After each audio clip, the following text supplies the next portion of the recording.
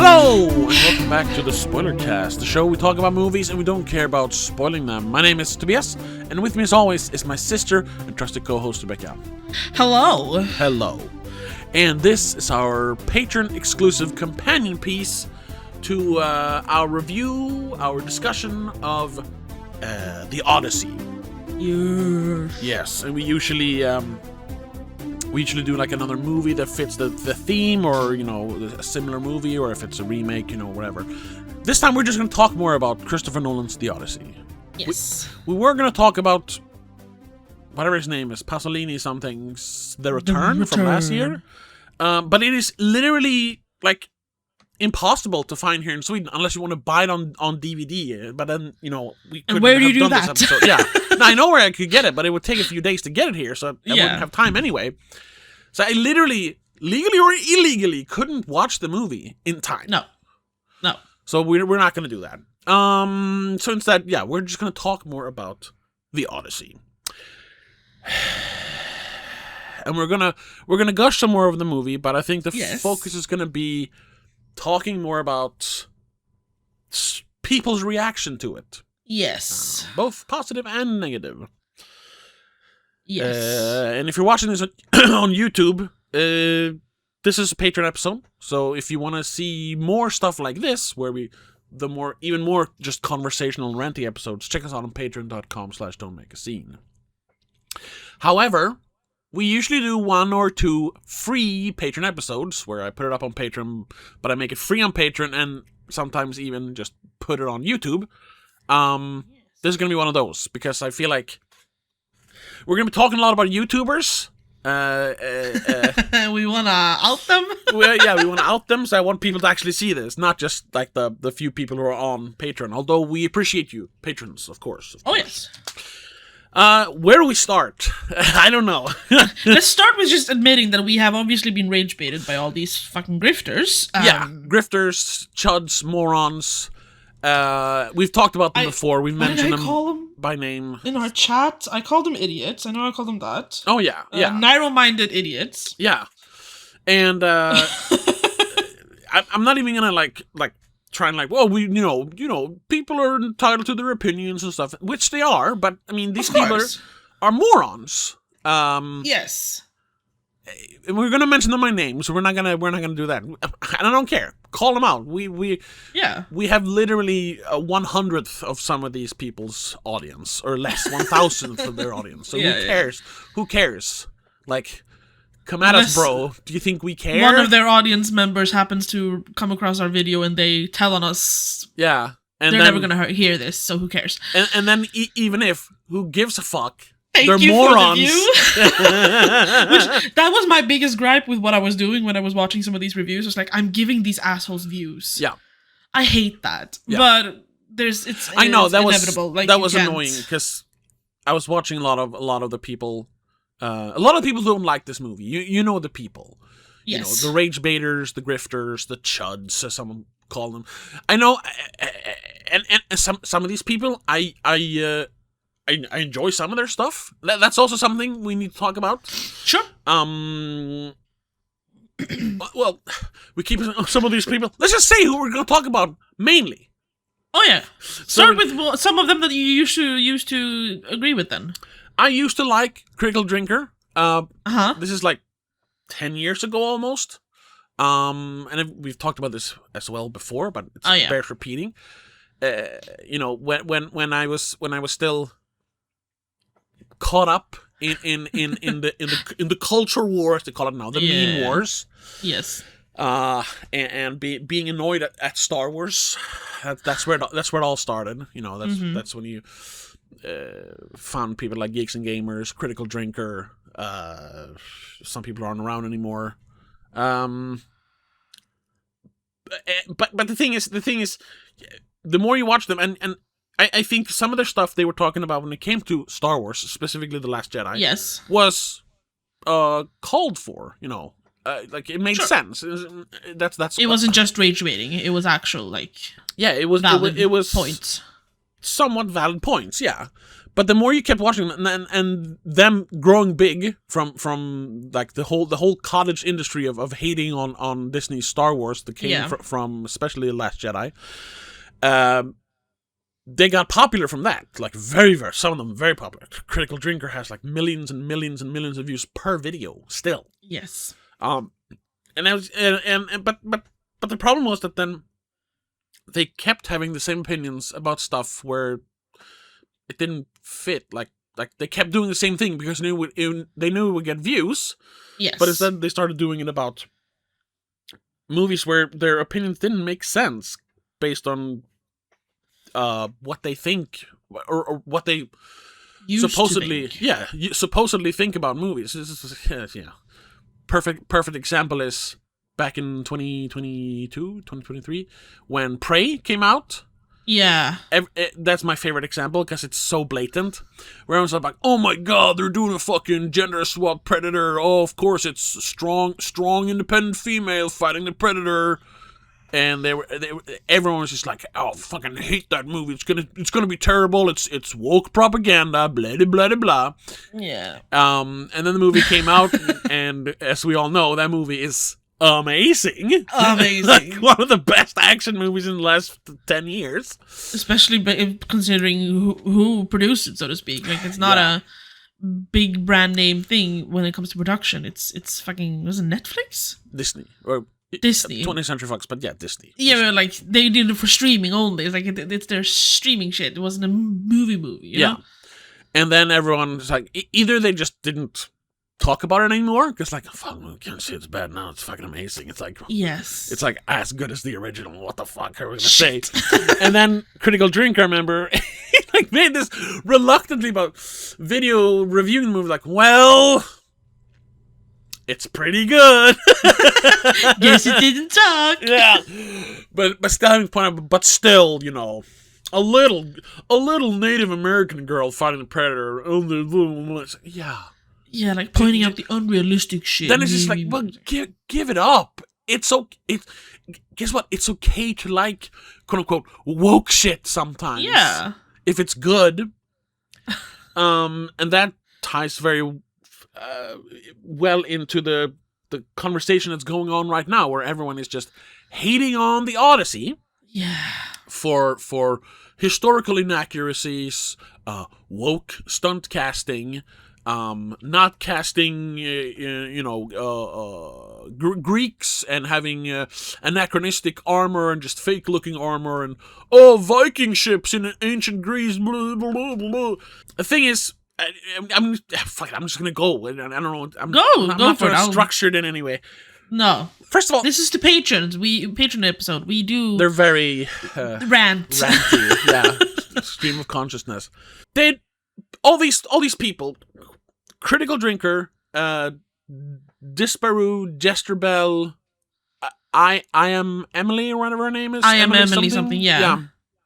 Who else has been talking about I saw Nerdrotic. Yeah, this is Miss something. He's talking about the armor specifically, but he made like 20 fucking videos. Yeah, then there's the. He sounds European, but I can't place him. I don't know. Metatron? Might be that one I'm thinking of. Yeah. I think he's Italian. Okay, yeah, sure. Him and whatever the sword guy is called, I forget. The lame guy who started out as like a sword YouTuber. It's like historical sword YouTuber guy who then like hopped on the anti-woke train because he got him views. The bandwagon. Yeah. Because he could, you could start pointing out historical inaccuracies in movies, and why would they have even before the Odyssey?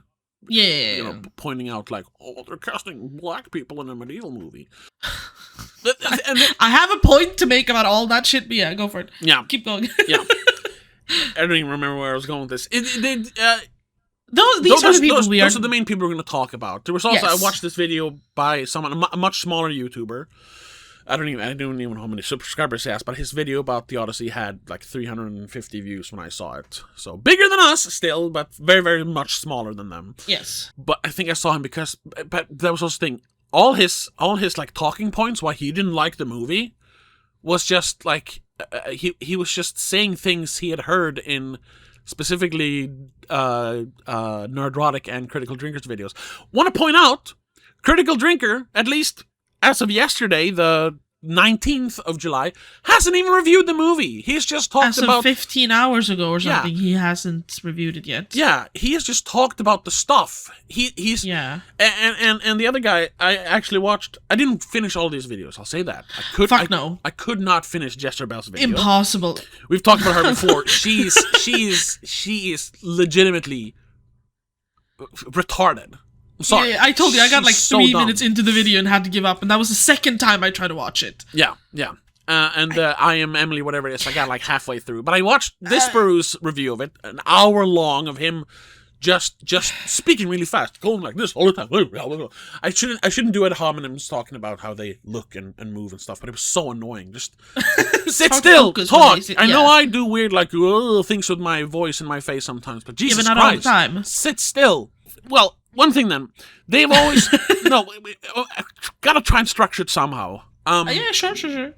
Try. It's really annoying that because there's been a thing, in Hollywood since Hollywood went woke, 10 years ago. When, anchored around that time, around 10 years ago. Yes. That you've been, complaining about whitewashing and there's not enough room for, diversity or whatever in casting or whatever, the whole Oscar So White a few years ago and all that. And they're always like, oh, this shouldn't matter. Like, it's the quality of the actors that should matter. Blah, blah, blah, blah, blah, blah, blah. Like, because they have to be the exact opposite of Hollywood, since Hollywood rules Star Wars. But then, when this movie came out from a respected director that everyone seems to like of these people, because he made the good Batman movies. He made I don't know what they think about like stuff like Interstellar, because all they talk about is comic book movies and whatever movies will get them the action most comic book views. stuff. Yeah. But I'm pretty sure I've never heard them like talk poorly of Christopher Nolan. No. I think I even heard some of them like the last one, Oppenheimer. Yeah. But all of a sudden, and this started as soon as the trailers came out, or as soon as the casting things came out, like 6 months ago. As soon as some names were attached. Yeah, they were like, oh, there's a bunch of white people and Mexican people and African people, African American, whatever, playing Greeks. Like, that doesn't make sense. We even I think we made a segment about that a while back when that started. Yes. There should be more Greek representation in this historical Greek movie, and we point out then like there are no Greek actors. Like, I found a video. They just put names on screen on the faces on the screen, like my casting of the Odyssey. Yeah, and then they put the one who was cast and who they would have cast instead. Yeah. Part 1 is 2 minutes long. I didn't see the entire thing because the first 3 names were like, are these actors? Yeah. Are they any good? I've never heard of them. I've never seen them in anything. How would they be able to perform what Nolan wants? How would he even know of these people? Yeah. And then also ties into something when that was when even before the whole woke Hollywood thing, like in 2012, I think, or 2013 or something. Ridley Scott made Exodus, the Moses movie. Yes. Starring Christian Bale and Joel Edgerton. White people. And there was backlash because there was like almost no even like brown people in the movie, even though it takes place in Egypt, and he was like, well, in interviews when people pointed it out to Ridley Scott, he was like, well, I cast famous people that are good at acting. Exactly. Yeah, I'm not gonna cast someone I don't know. People are not gonna go watch a movie and he made like some fake, slightly racist like joke name. It's like, I don't have to do that, but that's the point. Like, you cast the people that are right for the role. That's always been a thing. Like, skin color shouldn't matter. Like, yeah, if it's a white person who does a better job than a black person, then it shouldn't matter. I think it was Anthony Grisillo, whatever his last name is. Gramuchlia something. Yeah, I don't know. Sorry. He pointed out that they had complained about other times when, not complained rather, when white people portray black people or Indian people or whatever. Because then it was always like old movies. Yeah. No, but it's because they needed someone who could act. Yeah. Yeah, exactly. They needed someone who could act. So what's the issue here then? But then this shows up, and for some reason they start complaining. Yeah, they're switching their opinion. They're going 180 for some reason. Yeah, I thought, but then I don't know. Well, I kind of know where it started. It started with Elliot Page because they don't like Elliot Page because Elliot Page is not just because he is trans. He is trans. It's also because he is very outspoken and very like propagandist about it, which. It was a very big thing when he transitioned, and he made it a big thing, and people didn't like that. Yeah, and that's why they don't like him, and still like make fun of him. Like, repeatedly in Nerdrotic's review, I think, instead of saying Elliot Page, they didn't go as far as like. Oh yeah, they dead named him. No, they didn't. They didn't. Someone did. Maybe. Maybe it wasn't Nerdrotic. It was someone who did, who got constantly dead named. Yeah, which is just rude. It's rude. I'm not gonna go as far as to say, oh my god, you can't do that. You know what, you can. Ellen Page, I can say it. Oh, honestly, I was sitting for a while. I was like, what the fuck was their name before that? Ellen Page. Right. I don't think you got, but it's just common decency. Especially when it's like everyone is going out. Elliot Page has officially informed everyone that I am now Elliot Page. Please refer to me as such. I am he. Like. There's no question about it. If people are like a little, I don't want to tell you my name. I'm a they. I can understand that you might be a little bit. So what the fuck are you? Yeah. Here it's very cut clear. Yeah. Elliot Page is he, and that's it. So just and I'll say that I'm not a huge fan of Elliot Page. I liked Ellen Page better. I haven't seen enough to know. I haven't seen Elliot Page in a lot because I don't watch Umbrella Academy, and I don't think he has been in much since transitioning. So other than that, no, I don't watch Umbrella Academy. It started before the transition. Yes, the transition though. So they even made a thing I only about saw it like in the show. first season. So I think I watched the first episode and was like, nah, not for me. You know what it was? It was woke garbage. That's what it was. It was boring in general. Yes, that's what I mean. Yeah. So. They just found a reason. I don't even know who started the fucking rumor that Elliot Page was going to play Achilles. Achilles, yeah. Well, we're going to get into that too. First of all, false. False. There was no truth in that. Yeah, but not even when the casting was announced, or like the names attached were announced, did anyone fucking say he was playing Achilles. No.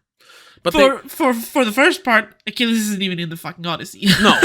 No. Achilles isn't in the Odyssey. He's in the Iliad, and he was in the Trojan War, yes. But he's not in the Odyssey. This is 10 years later. Technically, he is in the Odyssey. We'll get into that. Sure. Because he shows up when they go to Hades. Sure. He's one of the people that Odysseus talks to. Yes. But anyway, they even managed then to make like, instead he plays Sinon, who's not even in the Odyssey. It's like, Sinon was a real person though, who was in the Trojan War. Sure. That's why he's in the movie. It's not whatever. Yeah. What I was gonna say was Nerdrotic kept using the clip from E.T. Funnily enough, when E.T. is dressed in drag. To say Elliot, yeah. Yeah, it's Elliot. Kept using that over and over again instead of saying Ellen. It's like, we know what you're doing. It's poor taste. Like, be a little classier than that. But no, because they're pandering to an audience that will go. Yeah, exactly. Funny. And I also want to point out, we have such a small audience, so that's not fair. But anyway, we have some Critical Drinker and Nerdrotic fans in our audience because we, in part, share some of their opinions. Of course, about certain movies. Yeah. And because, hey, you're allowed to like or dislike any movie you like or dislike. Exactly. For the movie. So I just want to say sorry if you take offense, if you feel hit or targeted or whatever you want to call. But maybe take stock. I don't want to be mean, but maybe take stock of who you're listening to. No, honestly, just form your own fucking opinions every now and then. That too, because that's you're allowed to like certain people's opinions and agree with certain people's opinions for certain things, but you can't just blindly listen to one person for everything. Yeah, you need to make your own fucking opinions. Yes, Yes, that's why I like to listen to people I disagree with and people I agree with. Yes. To see. However, sometimes it's just fucking difficult to listen to people you disagree with because they take idiotic points. Yeah. Anyway, but it was so fun. It was frustrating to listen to these people just go on and on about, first, keep talking about the historical inaccuracies. Even though they're pointing out that this is technically a fantasy movie, so not everything has to be historically accurate. Historically accurate. But this is going on about how the armors are all wrong, and Agamemnon, we don't know that was Agamemnon. He looks fucking Batman armor. It's like, looks badass. That's all I care about. Yeah, and I'll point out my own hypocrisy a little bit. I have been annoyed at historical inaccuracies in other movies. And I do, excuse that because it's a Nolan movie. Yes. Oh, no. There is a reason to be allowed to excuse it in this case. Because, first of all, the Odyssey is a story told, based on real events back in 3,000 fucking years ago. Yeah. It is not a historical text someone wrote down for people in the future to remember them. It is a story Homerus wrote down and told people based on what he heard when he traveled. This is not some retelling of history. This is a fucking story. It's a bedtime story, basically. Yeah. But since it's poems. Since that story is based on a real event, people are expecting some accuracy. And there is some accuracy. And the accuracy is where and when it took place. Yeah. It's not of what they were wearing, because I can tell you that much.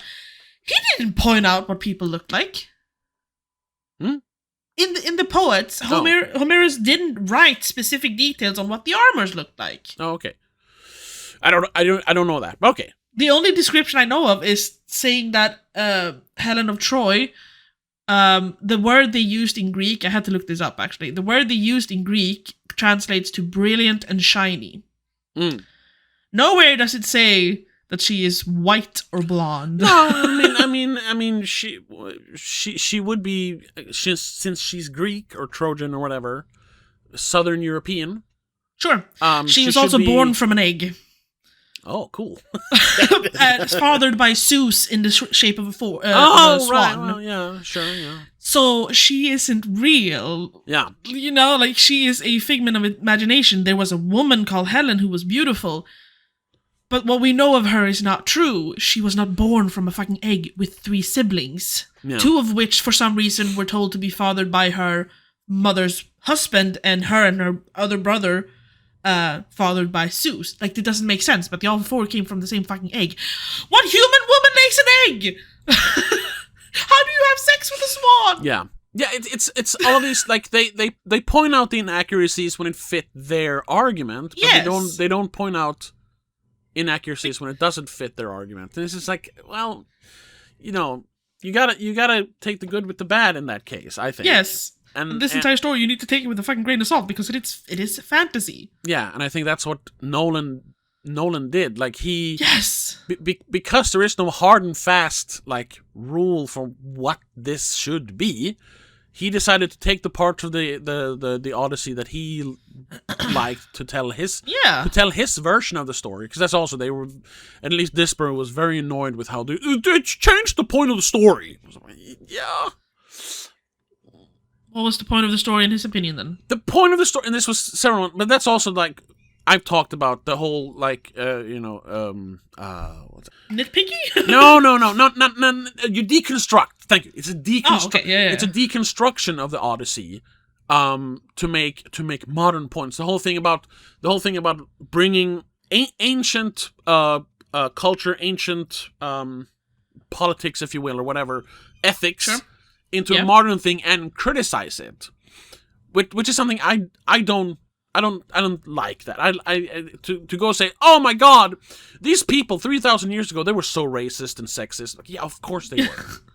If you compare to today, of course they were. They had slaves, they did dumb shit. Yeah.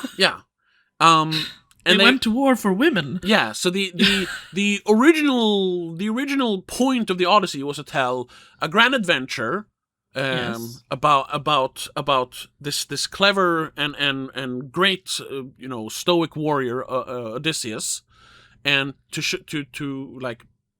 show how honor and bravery and hold the whole law of Zeus, Xenia, as it's called, is an important part, and that the sacking of Troy was a just cause.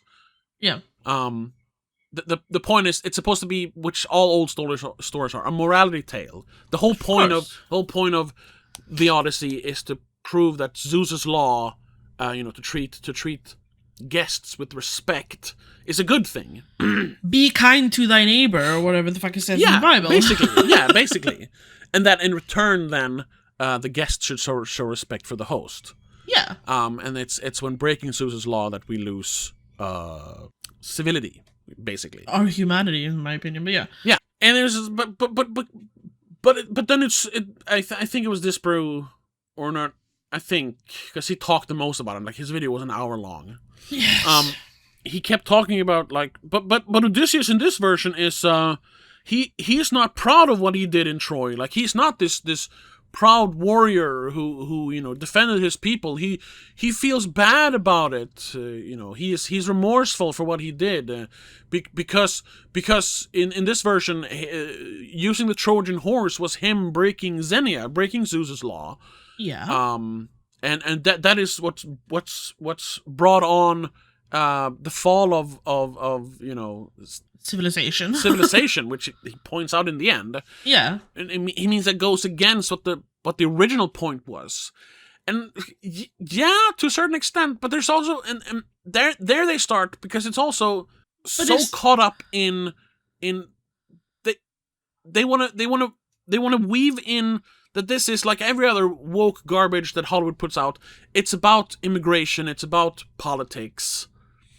This is just trying to propagandize that we should be nice to foreigners, basically. But hold up. If the original Odyssey talks about how Odysseus wants people to be good to others, and in this one he feels remorse over him not being good to people, isn't that the same fucking thing?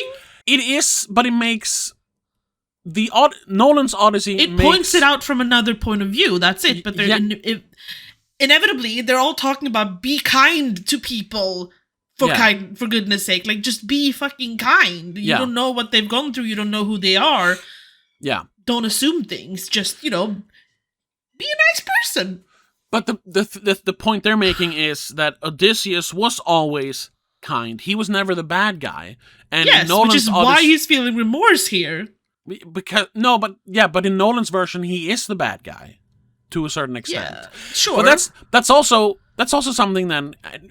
This is which so he does all over in the the end place. of the Odyssey as well. In the actual history, he realizes that it took him this long to get home because of what he had done. He finds out that I fucked up. I haven't read the actual book. I just know of the story. That's the moral I've heard of it. I don't remember the details for all of it, but that is the end of the movie. He's like, I'm sorry it took so long. I'm sorry it took me so long to get home. I'm sorry it took me so long to realize what I've done, basically. Oh, okay. Well, that is half the point of the fucking story. Like I said, if that is true, then they have decided to not, they didn't look up the source material either. No, that's another thing. All of a sudden, all these people who are like, "Oh, Star Wars is woke now," are like historical experts on the Odyssey. Exactly. And I know, like, for a lot of these people are American. Well, and some are British, but the Odyssey for most people, I think, especially in our generation, was like required reading in high school. Oh, so yeah. A lot of them have at least some more knowledge of the actual text than we do, because it was never required knowledge or reading when we were in school. And we didn't read the story; we read about it. I know. Yeah, we read the historical version of it, not the actual Odyssey. We read about the Trojan War and Odysseus and everyone. So that's why I know more about that than the morality tale that is the Odyssey. Anyway, Honestly, though, if they read it in high school and they're all 30 plus, they don't remember what it said. that too. And that was something Carson Runquist pointed out, who had no problem with all these things, because, he's woke, people would say. Now, they haven't brought him up, because I don't think they even care about someone like him, because he's a guy who talks about movies, not the politics surrounding a movie. He talks about the politics of a movie if it's a movie about, politics. Or if it's blatant political propaganda, but then he comes at it from, the left perspective, because he's a little artsy boy, and these people come on the right side of the political spectrum. Anyway, so his review was good. We've talked about him before. I don't always agree with him, not because of those things. I just don't have the same taste as him when it comes to movies. Yeah. But his review was good. You're allowed to. Yeah. But his review was also good because he didn't point any of those things out. He talked about the fact that the movie's trying to make a point that fits very well into our modern society, which is something we pointed out as well. Exactly, yeah. And that wasn't the next thing. So many of these people were annoyed that it wasn't... That was Jesterbell, as far as I watched. Jesterbell and Nerdrotic, I think it was. I watched all these last night and I didn't take any notes because I was so annoyed. I started taking notes and stopped. They kept pointing out that it's supposed to be this epic adventure where you're having fun and it's it's supposed to be like swords and sandals action movie, but this instead is some sort of fucking 3-hour drama about a guy who's sad for doing his duty. What the fuck? Like, he's a soldier. He shouldn't be sad about people dying. I'm like, what the fuck? It's a movie about PTSD. It's like, that's a small part of it. That's not really the point, but that's part really of it. Yeah. I mean, it's there, but like... Yeah, and they were annoyed that, that was something... That was Jesterbell that pointed out, and Disparu, that, Nolan has completely removed all the gods from the story. Like, in the story, the gods are everywhere. And in this one, there's barely any gods. Poseidon is represented as the sea. Because he is the sea. Because he is. But he doesn't show up as an actual person. And the only god we see is Zendaya as Athena. But she might just be a PTSD illusion, so... I mean, first of all, gods don't have a physical form. Oh, but they do, because we see them in the pictures all the time. You have to depict them somehow. In Greek mythology, because that's what people said. They saw the gods. I mean, people see Jesus everywhere these days.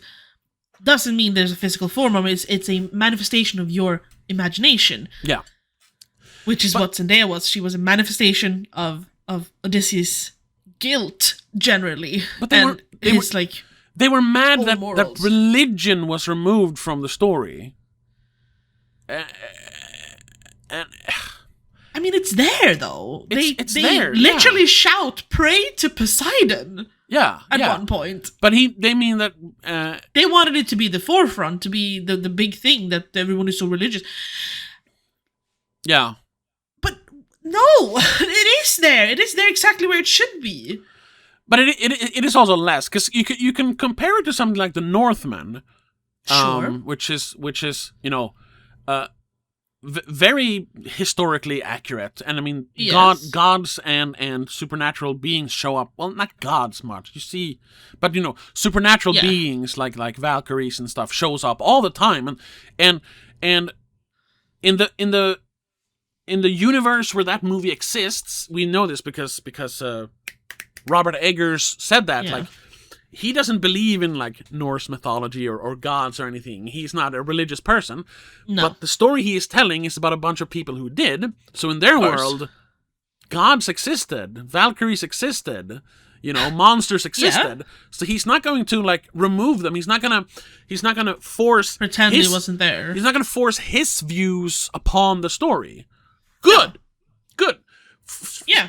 But so that would be a movie they should praise. Now, maybe they did.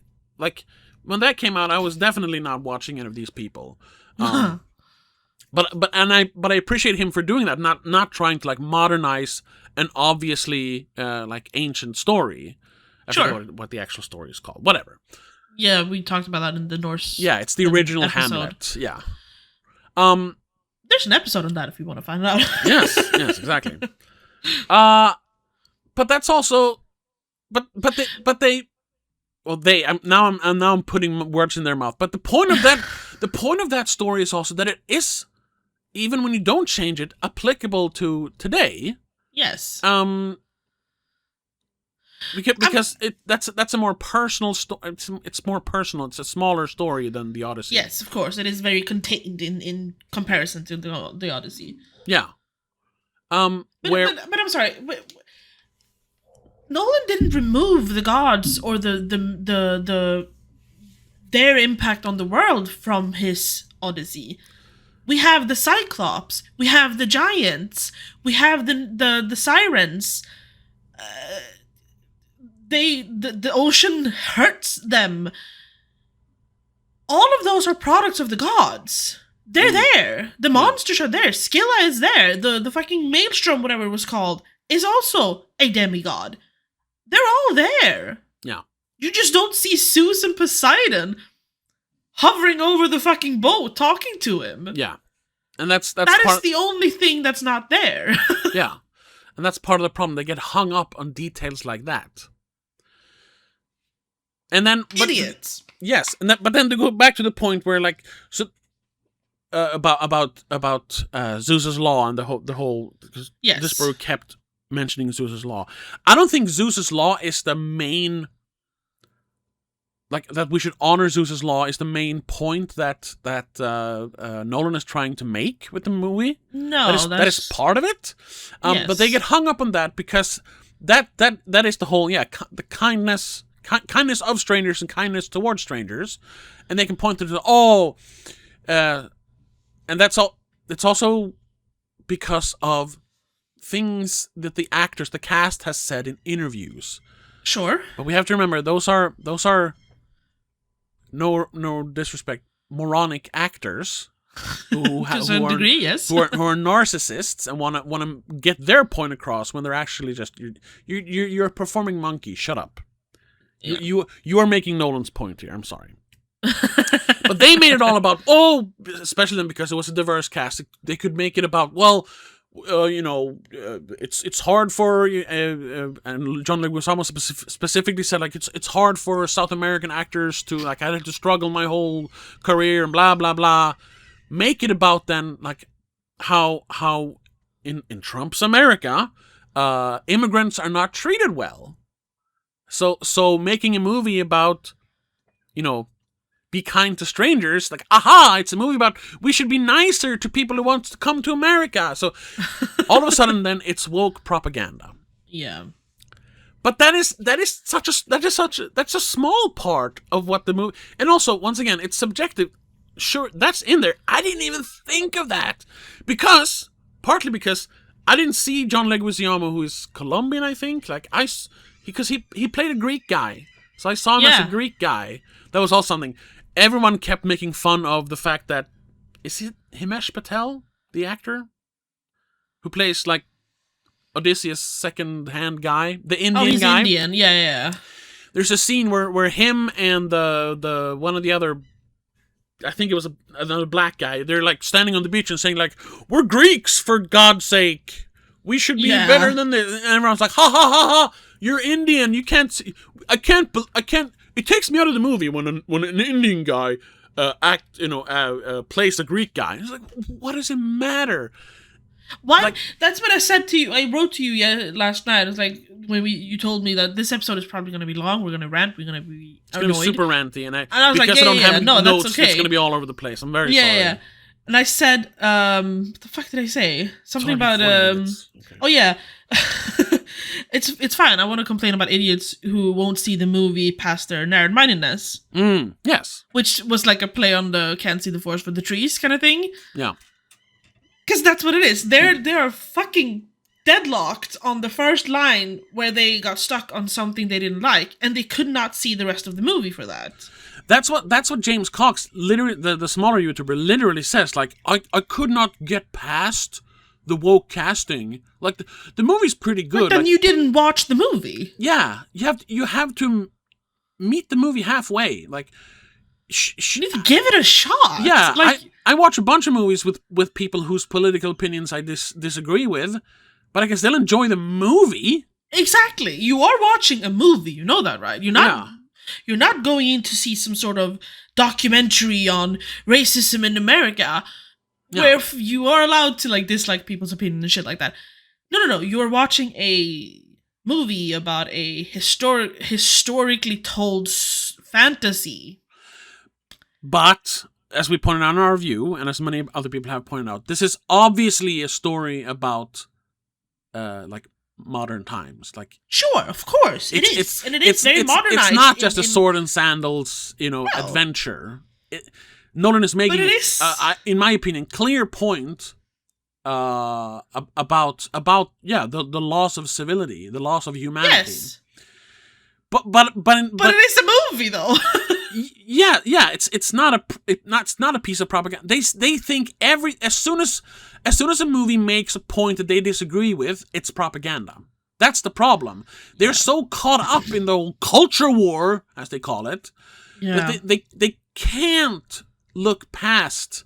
They can't accept even an inch of like, well, yeah, the movie has some leftist perspectives, but the acting was good. Like, then it's entirely ruined because they don't agree with that part of it. I am Emily, who I mentioned to you. She started her review with like, so I didn't like the movie. I'm not word for word here, but whatever. Yeah, paraphrase. Something about the fucking pacing and the music was so loud and so odd that I couldn't hear what people were saying.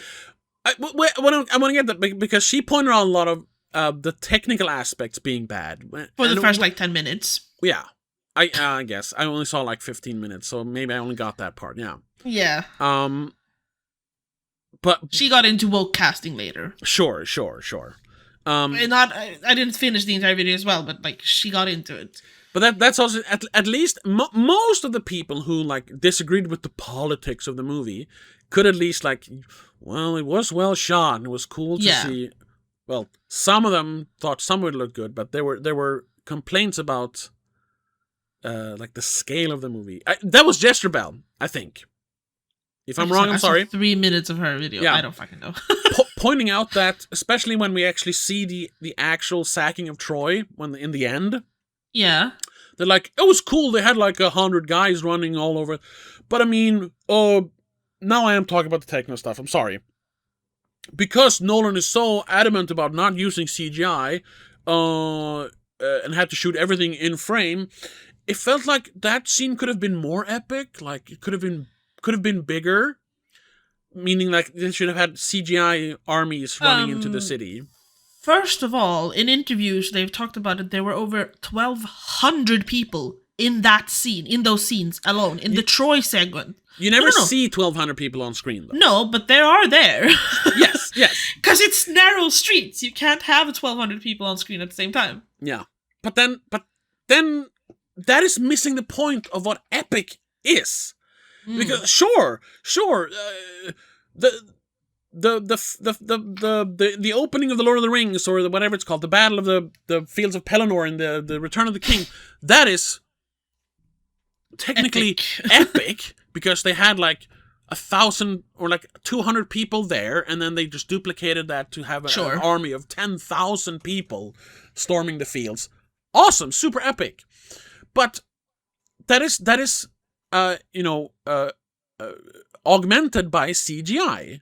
Nolan didn't do that. Instead, he built an actual city, and he had hundreds and hundreds, thousands, but in what we see, hundreds of people storming that city, setting it on fire. Sure, it's not 10,000 people running into the city, but there's still a city on fire with hundreds of people running through it. Yeah. For real. Yeah, I saw a clip. It's technically a smaller scale, but that's still an epic scale. Where else would you see that? A real army invading a city on film. You won't. There was a moment in an interview, I don't remember which one, but when Odysseus, what the fuck is his name? Matt Damon. He and the filmographer, Hoytman. Yeah. they were filming that scene where he's like falling down on the steps of Troy. And seeing that tower on fire and it's like falling down and all that shit. When they were done, they looked at each other like, this is a fucking flashback scene and it's all this work for a flashback. Yeah. Like, yeah, they for put a in 5-minute flashback instead for a of 5-minute flashback. what should be the 50-minute main battle scene in the middle of the movie. Yeah. They like engineered new technology for a 5-minute flashback. Yeah, we mentioned that the new helio-hedro thing lighting. They stuff. lit people on fire for a 5-minute flashback. Yeah, That is epic in, I guess, smaller proportions. If you want to but see it's it still that way. epic. It's still epic. We talked about this. You haven't seen it yet because it's not out yet. It's part of our summer extravaganza. We talked about that when we talked. Our summer extravaganza is Indiana Jones retrospective. We're doing five episodes of 5 movies. And we talked about that in the Dial of Destiny, where the opening scene on the train is there's the camera's flying everywhere and the train is going at 600 miles an hour and they're jumping and they're fighting and there's tunnels and stuff, and it feels so less intense than the scene they made 37 years ago on a train in Last Crusade. Yeah. Which is just, it's just going in a straight line and there's like 3 people running and the train is really just chugga going on. Yeah, exactly. But the fact that they did it for real in that one, and they had to have real cameras on real cars next to the train, that's why they couldn't fly around the train like this. Yeah. I mean, they couldn't put 100 trees in the way and have smoke and stuff, because it was all real. But the fact that they did it for real is more impressive than the 40-minute CGI train scene in Dial of Destiny. Now imagine doing that, but for something that everyone else would CGI. Yeah. In 2026. Yeah. That's what's epic about it. Shit. Yeah. That's what's epic about it. It's real. We started gushing about that in the free episode. They went above and beyond to make sure everything was realistic, real, authentic, even in certain cases. Certain cases authentic, but grounded and realistic was more important than authentic. Yes. But like, I saw someone, I don't remember who mentioned that. They were like, oh, it's shot in like lots and stuff, and like nothing. They should have been shot in like Southern Europe. Like it was partially. It was shot in Greece. Not all of it, but shot in partially. Italy. Yeah. It was like, shot in you can't get black Norway. beaches if you don't go to Iceland. I'm sorry. Yeah. They don't really exist anywhere else in that. Hawaii. But they but not in that scale, kind of cold scape. Yeah. Yeah. And also that and part is hell. So exactly, where else would you shoot hell? In hell? I mean, it is Nolan, so I'm sure there was a conversation back in 2023. Like, he was like, about the Hades scene. I'm wondering, is there any way we can actually dig down to shoot it in hell? And the producer's just like, no, Christopher, we can't. You'll have to shoot it on Earth. Yes, okay. It wouldn't surprise me, honestly. That's funny. I don't know if we pointed that out. Maybe we did in the Oppenheimer, because me and my friend Martin, we long time ago, when Nolan started talking about how everything has to be real, used to make a joke like. And this was before Oppenheimer came out. We used to joke that at some point he's going to like shoot a movie where they release a nuke in some sci-fi movie or war movie he makes, and he's gonna call up his producer and say like, I would like to blast off a real nuke, please. Can we put that in the movie? And then like, you can't do that. No, and sir. Then he literally didn't, but he. Not that he wanted to. Close enough. Then he did Oppenheimer. And the funny thing is, the one thing people complain about in that movie is that the nuke looks very fake because it's just a big gas bomb. And yes, that's one of those little things that we talked about. Fucking nuke. I know, but you could have just done a CGI mushroom cloud. But he wanted a real explosion. That is, we talked about the little thing. There's all these the little thing. That is one of them. The Trinity test, like the whole core of that movie.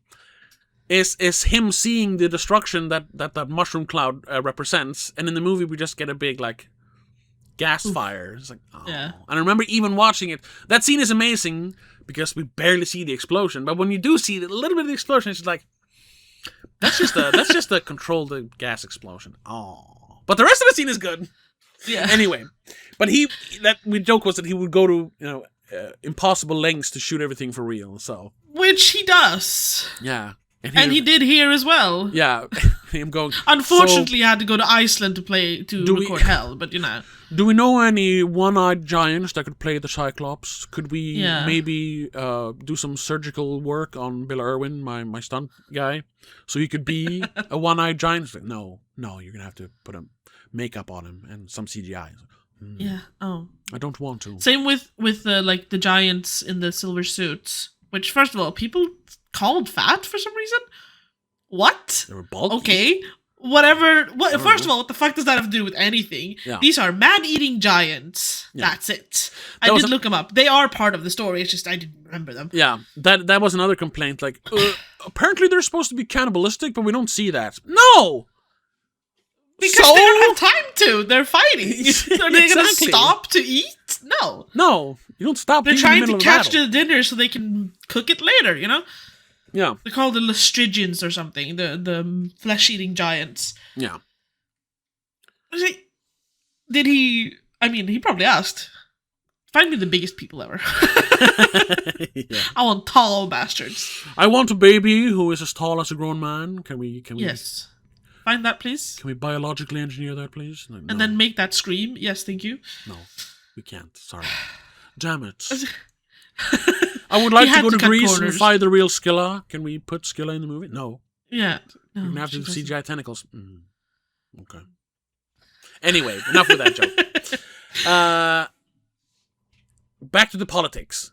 Yes, sure. Once again, all over the place. Another thing that annoyed them was that the representation of Cersei in the movie is completely different from what it is in the book. Because in the book, it is the point of the book is that wherever Odysseus goes, they follow the law of Zeus, and they are as guests kind to their host, but the hosts keep breaking Zeus's law, and that is why Odysseus is always triumphant, because he upholds Zeus's law. He is pious, Yes. Which is, and that makes every person they meet kind of a bad guy. Sure. But that's the point. You should do as Odysseus does. He is a beacon of civility and honor. Sure. That is the point of the original story. Yeah. But here, so in the book, Circe is just a mean witch who turns the men into monsters, animals, pigs, whatever. Odysseus then, because she breaks Zeus's law, he can break Zeus's law and actually pulls a gun on her. All said, pulls his sword on her and goes like, "Give me my men back." That isn't historically accurate. He can't pull a gun on her. No. And also pointing out that in the book they stayed there for a year and had sex with her and stuff. Like, yeah, but the movie's long enough. We don't have time for that. Yeah, exactly. The movie. That's the issue I had as well. Like, yeah, I wanted more details, but we don't have time for that. Yeah, the movie's already 3 hours long. It, like we said, physically can't be any longer. Well, then he should shoot on digital so he can make a 6-hour movie. No. Anyway, but that's beside the point. So in the book, she is just a bad guy. She's a witch. She's a terrible person. But because this is a woke movie, they had to make her not bad. She's not evil. What she actually is, she's a victim of trauma, which is the whole point. She points out that, well, your men was going to hurt me because, and they point out that the other animals are other men and there's armors because this has happened before. She has been violated, raped, whatever before. So she just, before they even do anything bad to her, turns them into pigs because they are pigs. AKA men are pigs. Yes. But that's which I think is where the fucking expression came from. But yeah. But then it's also, it's more, that's looking at it so black and white. Like, in the story, I haven't read the story, but I'm guessing it's implied that she's done it before to other soldiers who has broken Zeus's law. Yes. That's why there's a book about it. There's a separate book about it. Yeah. So, at this point, especially then, based on what the ending says about all this, of course she's going to break Zeus's law. Of course she's going to have past trauma, and like, turn them into pigs before they hurt her. Because she's been hurt so before. many times before. But that's the whole point about so she's not a bad person then, because they can't have women be bad in this story. They want to because women are good. They're doing that whole thing that it's a feminist movie, especially since Emily Wilson's translation. It's a very feminist and all that. They're also very annoyed about that. She has said that she wanted to bring a female perspective to the story, and she has done. We talked about how she has actually done some good, new translations that are more accurate, but she's also changed other things around to put a feministic, feminist female perspective on certain things. Sure. But Cersei, of all people, is the one part where you cannot really twist it any more than what it is. Cersei got, first of all, exiled to her own little island, where she befriended the nymphs of the earth, who are, in Greek mythology, young women who can take the shape of trees and shit. Calypso's a nymph, but right? They look water nymph. She's a water nymph, yeah. And men come to her island and rape her nymphs and hurt her because they break Zeus' law. The first thing they do, they see beautiful women and go, mine. What do you think she's going to do after about 500 years on that island alone? Do you think she'll trust the next man that comes around? Yeah, and that's not like wokeism. That is just what's in the fucking story. Yeah. And then also to say that they made a change from because woman can't be bad, so they had to make her a good person. She's not a good person. She is still a bad person. I mean, hurt people can still be bad people. Like, obviously, but because Odysseus treats her with respect and actually puts down his weapon, and she's the one who pulls the knife on him instead of the other way around, like in the book. It's trying to say something about. I don't remember exactly, but that she's actually, she is the victim here, not them. It's like, no, they're both victims. She's also a victim. Yeah. And that's they're both victims. That's another thing, something we brought up, but we should have emphasized more. But that's the whole point of doing a review and analysis directly after seeing the movie once. It's hard. Yeah. But we have to get the review out in order to get any clicks. Yes. Also, we were talking about the movie specifically. We weren't talking about everything. Yeah. The whole point is that it's more complex than just she's bad and he's good and they changed it. It's more complex than that. Odysseus is, a great strategist, a fierce warrior, but he can also feel bad about the things he does. Of course. Old stories, storytelling has evolved since Homer wrote the Odyssey. Yeah. And we have learned that it's more interesting if a character is more complex. Not always, but in most cases, a more complex character is more interesting. Yes. Adds a little zest. Yeah, it adds depth to a character. Yeah. So instead of just making him this like cocksure, charming warrior who gets out of every situation because he's so clever.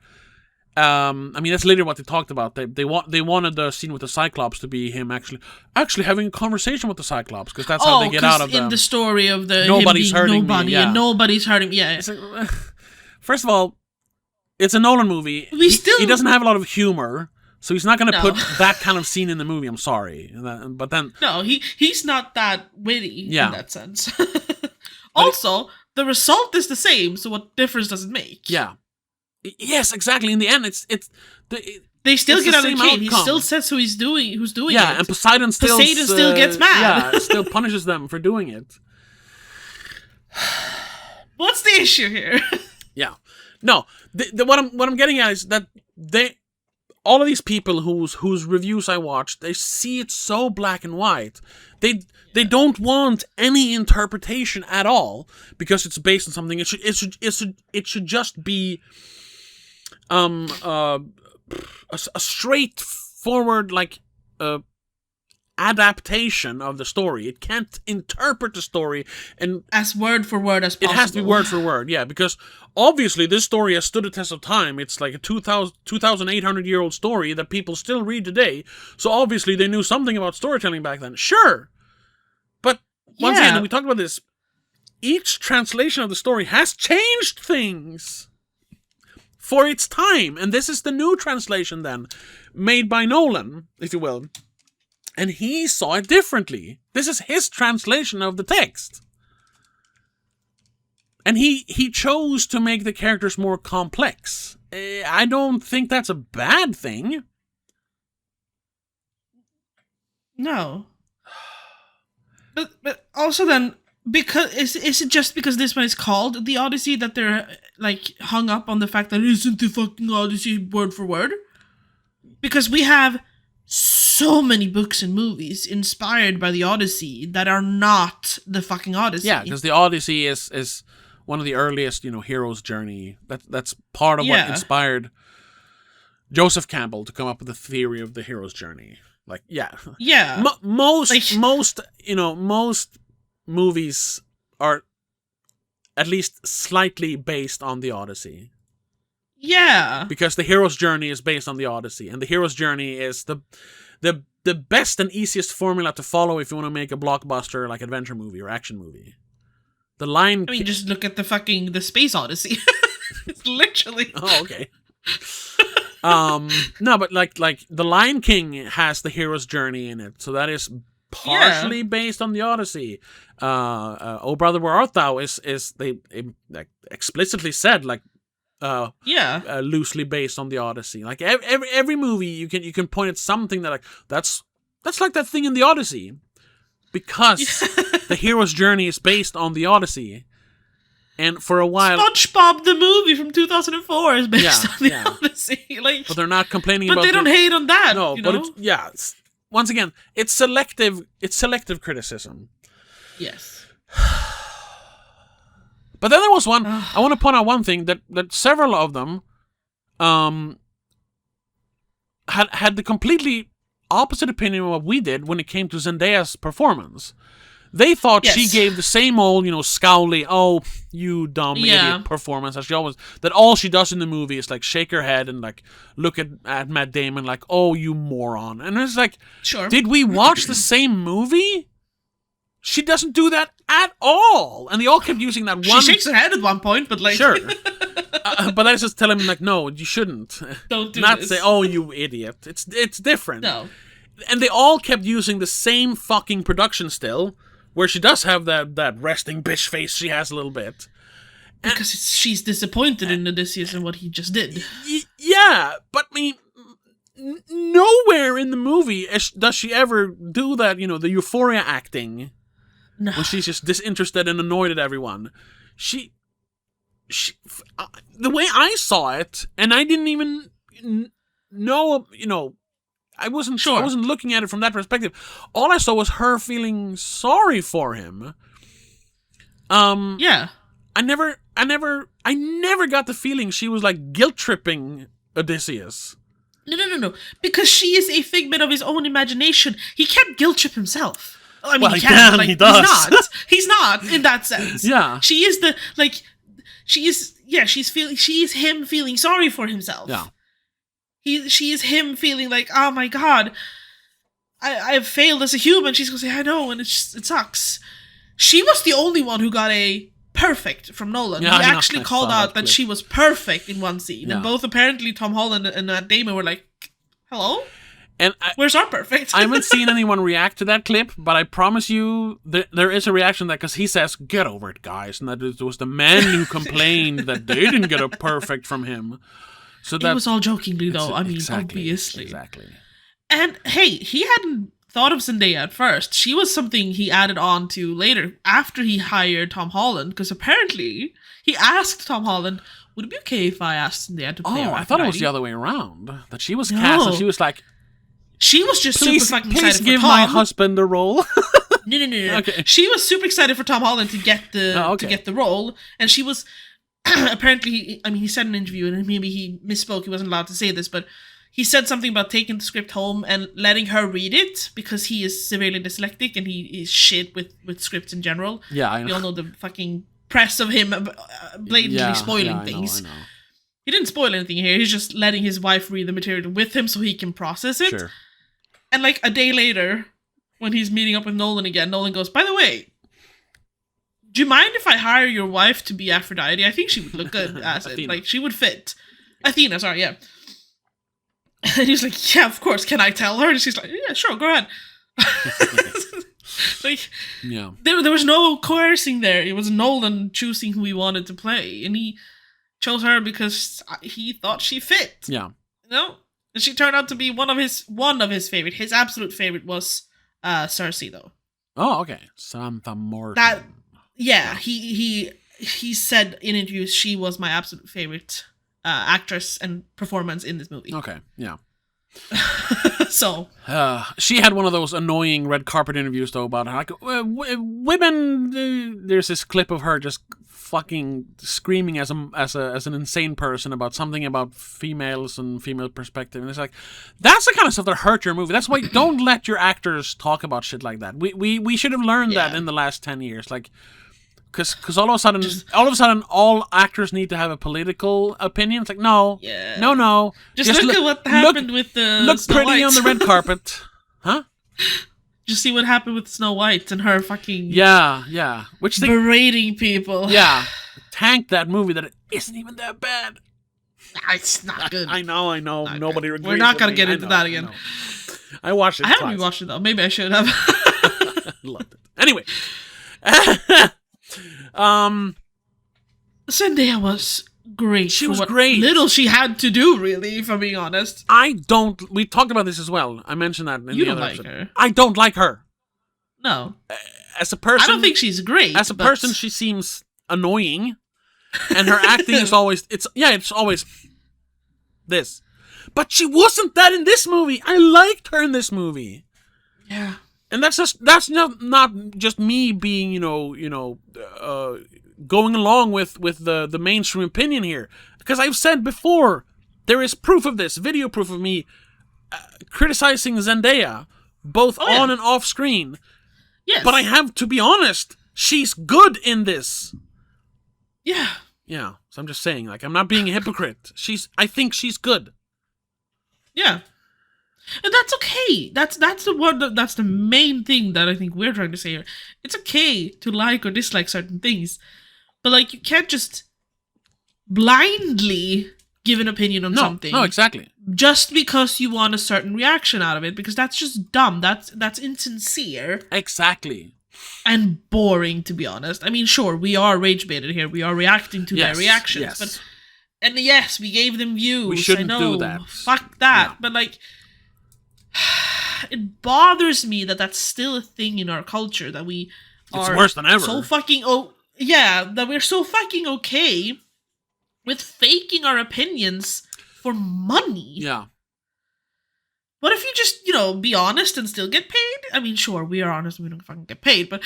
Yeah, maybe we should grift. Maybe that shouldn't be, I mean, I've tried it and I main can't do it for then. a long time. So I don't see how you can morally do shit like that. No, and especially I when their can't argument is that, well, we're actually having, like... Our opinion is our own, and that's why we don't pander to because whatever the woke left to say, the wokeism, like, because they're all blindly following what Hollywood says they should think about the movie. We're actually saying, like, that's literally one. I think Metatron has 2 reviews of the movie already. One of his videos says, I think the thumbnail said something like, the only real review of the Odyssey, and I was like, no, it's not. First of all, whenever you give your opinion on a movie, there's no real. I mean, of course, you can give if you like the movie and you say you don't like it, that's not a real review. But film criticism is subjective, like art is subjective. Yes, there's no objective There's truth. no right or really. Wrong in that sense, really. However... You can disagree with someone, but... Yes. But there is an objective truth in the fact that this movie is well produced. There's no denying that. No. I mean, you don't have to like it because of that. I've said it before. Movies that are supposedly this phenomenon and fantastic, whatever, everyone loves it. You don't have to like the movie. I didn't fucking like Seven, even though it is supposedly a great movie. I don't like it. I'm not saying it's a bad I know. movie because of it. I was very surprised though that you were like 3 out of 5. I was like, oh my god! But the difference is, I can still acknowledge that it is a well-made and good movie. Yeah. I just don't have to like it. These people can't even fucking say that. They have to go, no, because I don't like this one thing, the entire movie sucks. Yeah. Like, did you watch the movie? That's because but that's also, and I think that's why they had to dislike this movie. Because it gave them fucking views. Yes, but it's also because they... Saying that I didn't like the movie, but it was well produced, would go make people go, oh, so you're just... Okay. Oh, you changed your opinion? And then we'll watch. Because they have fostered an audience, and they you know, based on them hating everything that mainstream Hollywood does. Because back in 2017 and 2016, Hollywood ruined, you know, what they liked. They ruined Star Wars. They put women in Marvel movies, you know. So, you know, and you're fine to say that you dislike that, and I too disliked that. Yeah. Not that they put women. I'm over it, but you know the whole. No, but didn't like that movie. Specifically, Captain Marvel. Yes, of course, and I agree. That movie is garbage. Yes. But not only because as a woman, there's other things wrong with it as well. As a woman who loves strong, independent women in cinema, that movie is awful. That movie still sucked. The fact that she's a strong, independent woman wasn't the main issue here. It is, well, okay, whatever. It is a big issue, but it's not the main issue. It's not a main issue with that movie, it's just, no. That is part of overall, that movie is very bad. But anyway, so and people in droves who had the same opinion was like, he thinks like I do. That's why I'm gonna click like on his video and why I'm gonna keep watching his videos. And that's why they only talk about movies, and they create this narrative that every Hollywood movie is terrible now because it's all just, you know, propaganda. The whole MCU that came from Nerdrotic and all, you know. Blatantly just ignoring all the times Hollywood, although it's less now, I would say, makes a good movie, or now that, you know, smaller non-Hollywood movies that are good are coming out, they're just not talking about it. They only talk about things that can it's their narrative. It's stick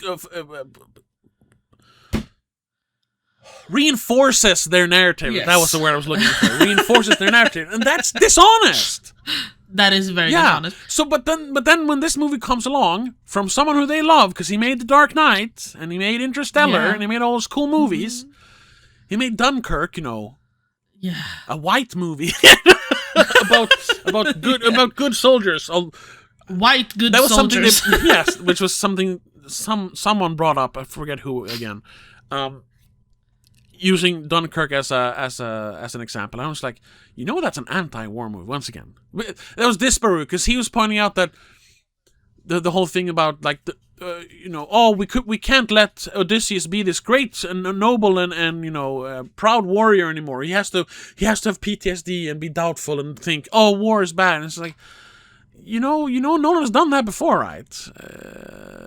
Wasn't that like Dunkirk, half the point of... Dunkirk ends with whatever that kid's who has the main role sitting in the train having like the 1,000-yard stare from all the horrors of war he experienced. Like, it's not the war.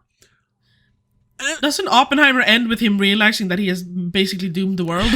Yes, and we didn't point that out, and it was annoying because I kind of had that idea, like, this is kind of like a companion. The Odyssey is like a companion piece to Oppenheimer, in that it's blind ambition that, you know, might ruin the world if we're not careful. Which is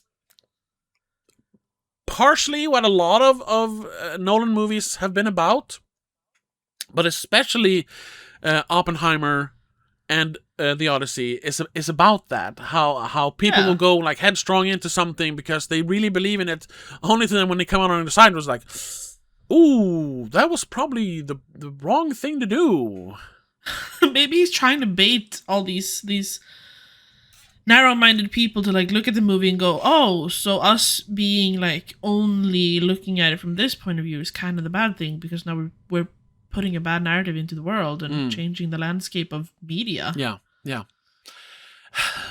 But that was that was so I like we said, and it's gonna sound like I'm just like taking it, but I literally thought of like mentioning that, but we got lost in our conversation that this is kind of a sequel to kind of a sequel to Oppenheimer.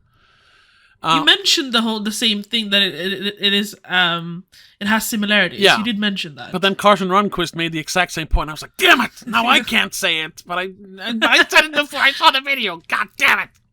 Anyway, or I thought it before I saw his video. But yeah, so that is the thing. I'm like, I'm not alone in it again. Like, yeah, good to know that people whose opinion I respect actually agree with me sometimes. Yes. Happen to have the same idea. The same opinion, not just that I respect their opinion, even if it differs. Yeah. But let's get to what, because we talked about it a little bit, but I think we can expand what I thought the movie was about. Sure. Because everyone kept going on about Zeus's law. That's part of it. But it is part of it. Yes. The point of the movie is that I mean, in one sentence, war is bad. War is bad, or the loss of civility is bad. The loss of humanity, is bad. Treating other people poorly is bad. And not just like that's obvious. And it's literally the last sentence in the movie. Yeah, and the issue is more complex than that. Yes, it is more complex than that. That's why he kills some of the suitors.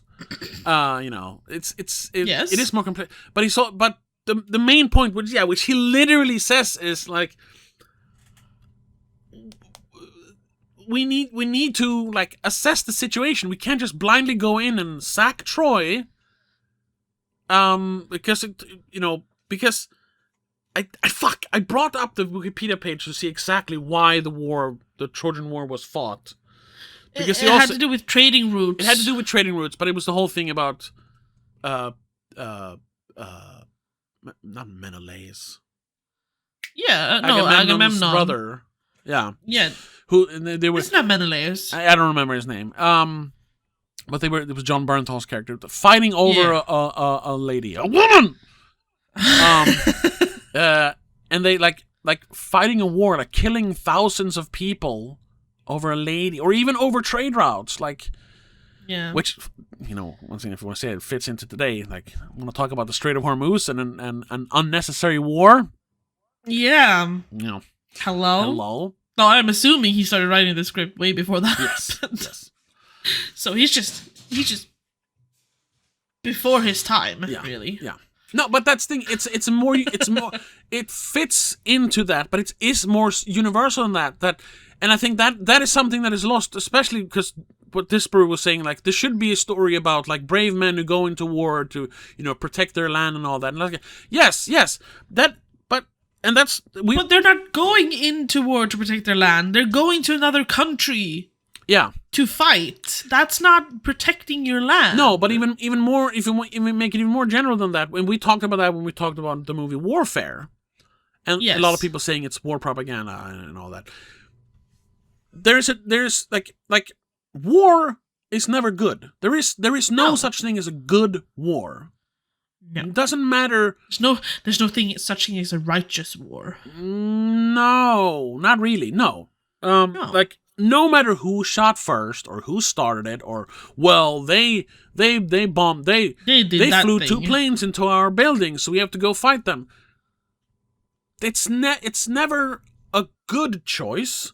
Is it sometimes necessary? Maybe. But rarely in modern days. Very rarely. Very rarely in all days. Yeah. That being said, and that's also, there was also Disparu's review. He kept pointing out that the movie is saying, oh, war is bad, and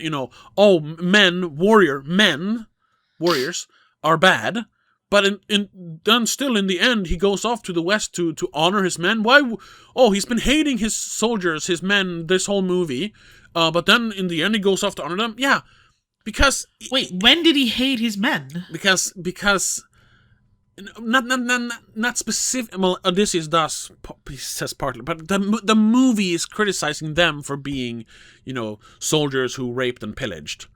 Yes, sure, they do, but Odysseus.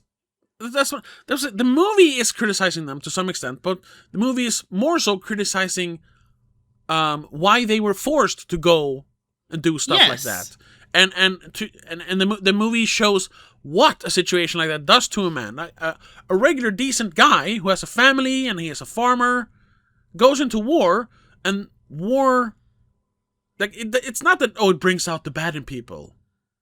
That's the whole thing. There's this movie, Swedish movie, I forget the name of it. Fuck, the Searchers. Not the John Wayne movie. There's a Swedish movie, like a crime drama from the 90s. Sökarna. The Seekers, I suppose you could call it. Yeah. Where the tagline is... The ones who look for things. The tagline for that is, no one is born evil. Exactly. War turns people into bad people. Bad experiences turn people into bad people. Hurt people. Kind of like Cersei. Yes. Yeah, remember that? So, and that's why Odysseus doesn't hate his soldiers. He hates what he had to make them do. Yes. He hates that he was, and he was put in that situation. So when he saw them, murdering women and children in Troy, when he saw them cutting the head off Athena, the statue, and that lady, and obviously, although we don't see it, no, the lady is a reimagining of the statue. Remember? But they didn't actually.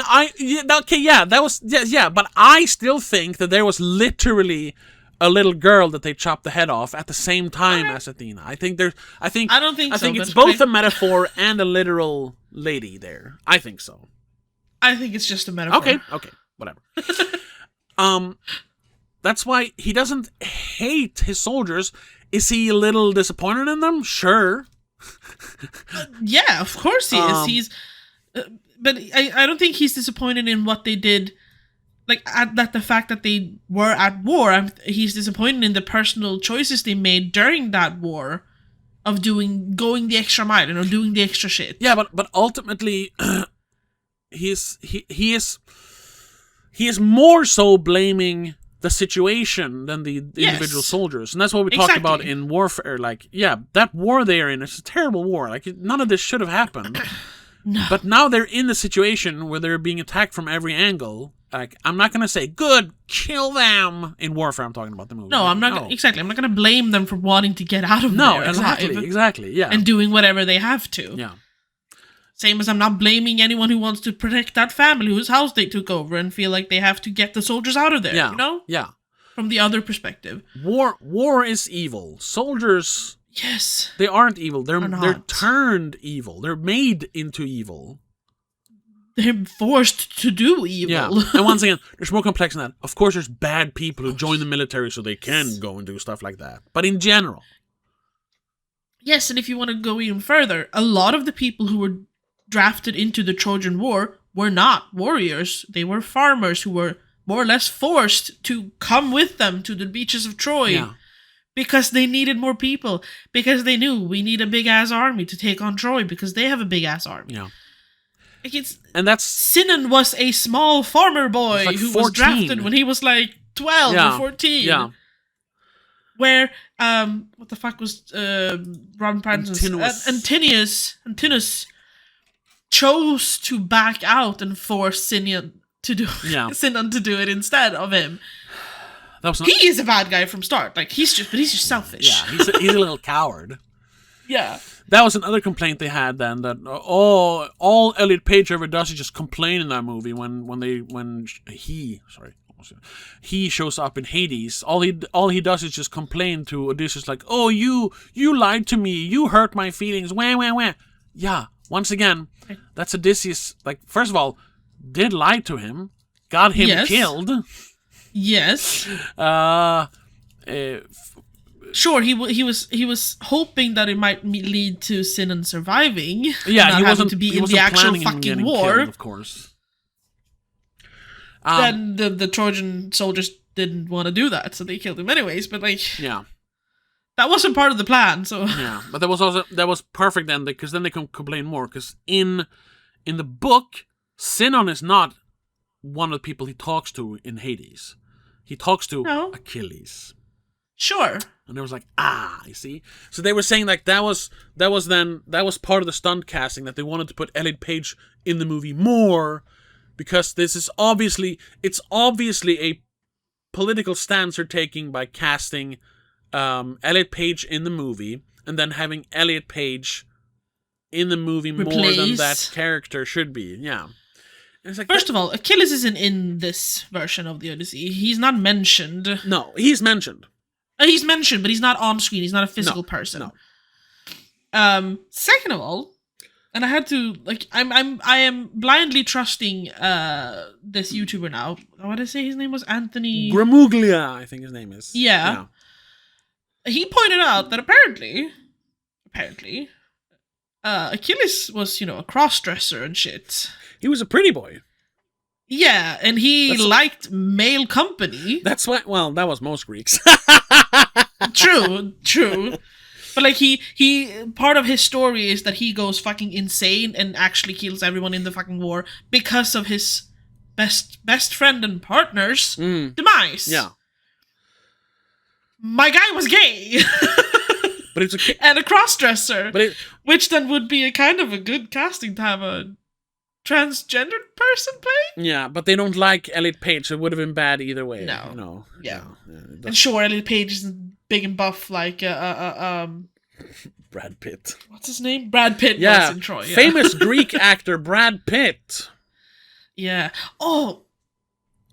Also in Troy. Remember when that famous Greek actor Sean Bean played Odysseus? Although someone, I think it was Nerdrotic who pointed out, like, I did criticize that movie as well. Good for you. Good for you. Yeah, that it's just proof that we've always all whitewashed Greeks in movies. Because guess what? There aren't that many Greek actors. We went down an exhaustive list of Greek actors. Yeah. Try and find someone who there aren't that many, possibly. Even people with like Greek ancestry, there aren't that many. No. So if you're gonna make a movie about ancient Greece, it's gonna be tough if you're only gonna cast Greek people. It's very hard. It's almost impossible. You don't have enough actors to play all of these characters who are actually Greek and Greek from Greek heritage. Yeah. But then also, in ancient Greece, they traveled a whole lot around. Do you think their genetics were pure?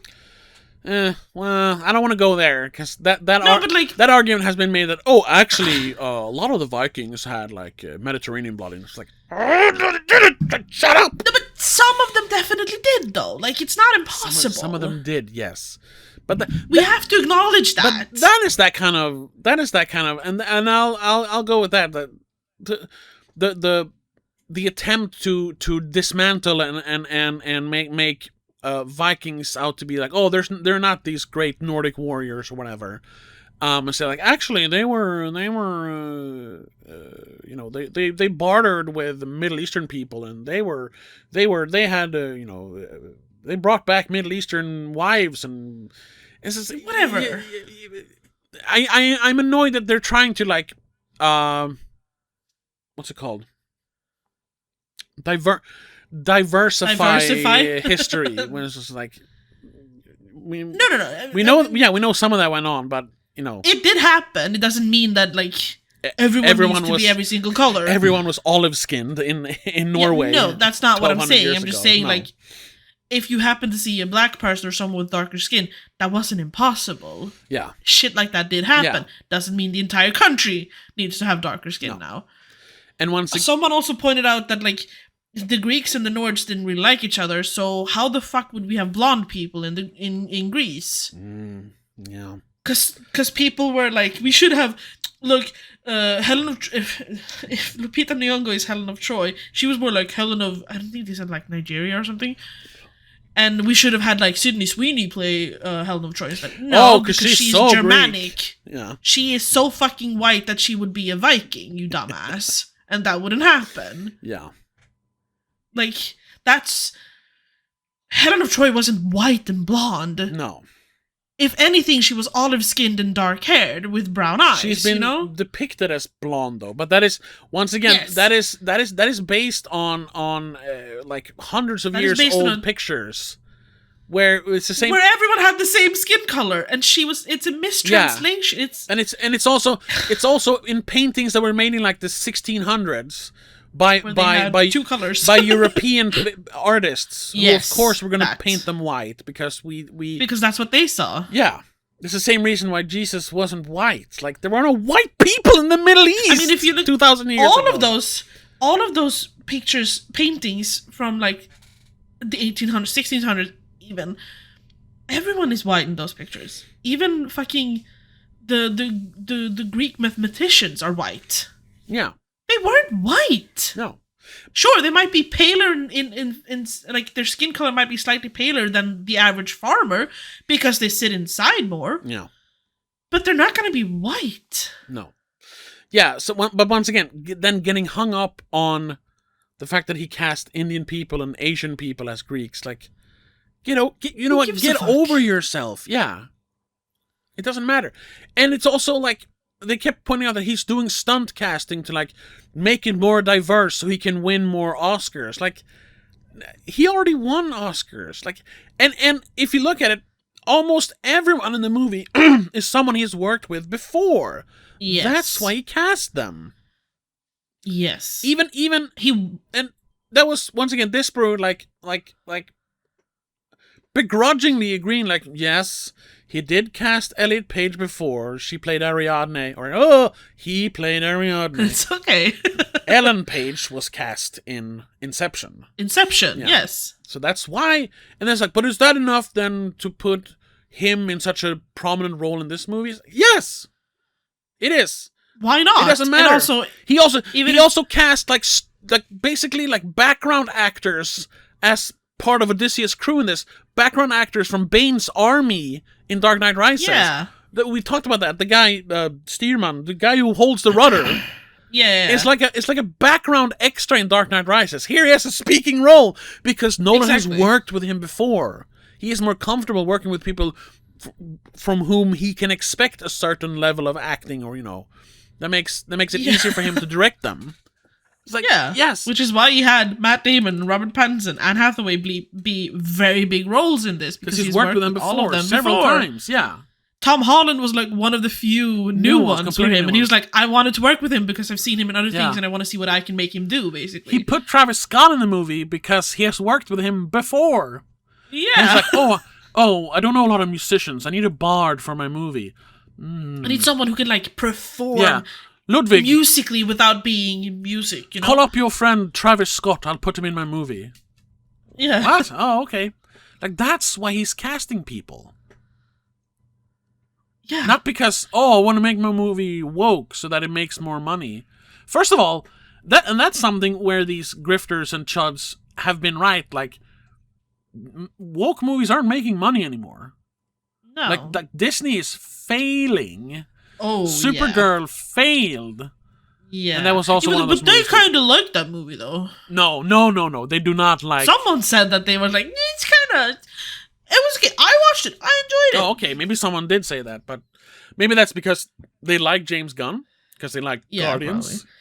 And it's a comic book movie, so of course they like it, But it's about... No, I know they made a lot of videos about how Millie Alcock spoke out too politically, so I can't like this movie now. Sure. I haven't seen it. I have no interest in seeing it because I didn't like Superman that much. Anyway, so it's not even like, why would he try to wokeify his movie? That's just gonna make less people watch it. You know what? I don't think he has that's what I'm saying. He doesn't have time or care to like worry about shit like that. He's just wanna make a movie. That's what I was gonna say. He is not casting these people for woke reasons. He's casting them because they are quality actors.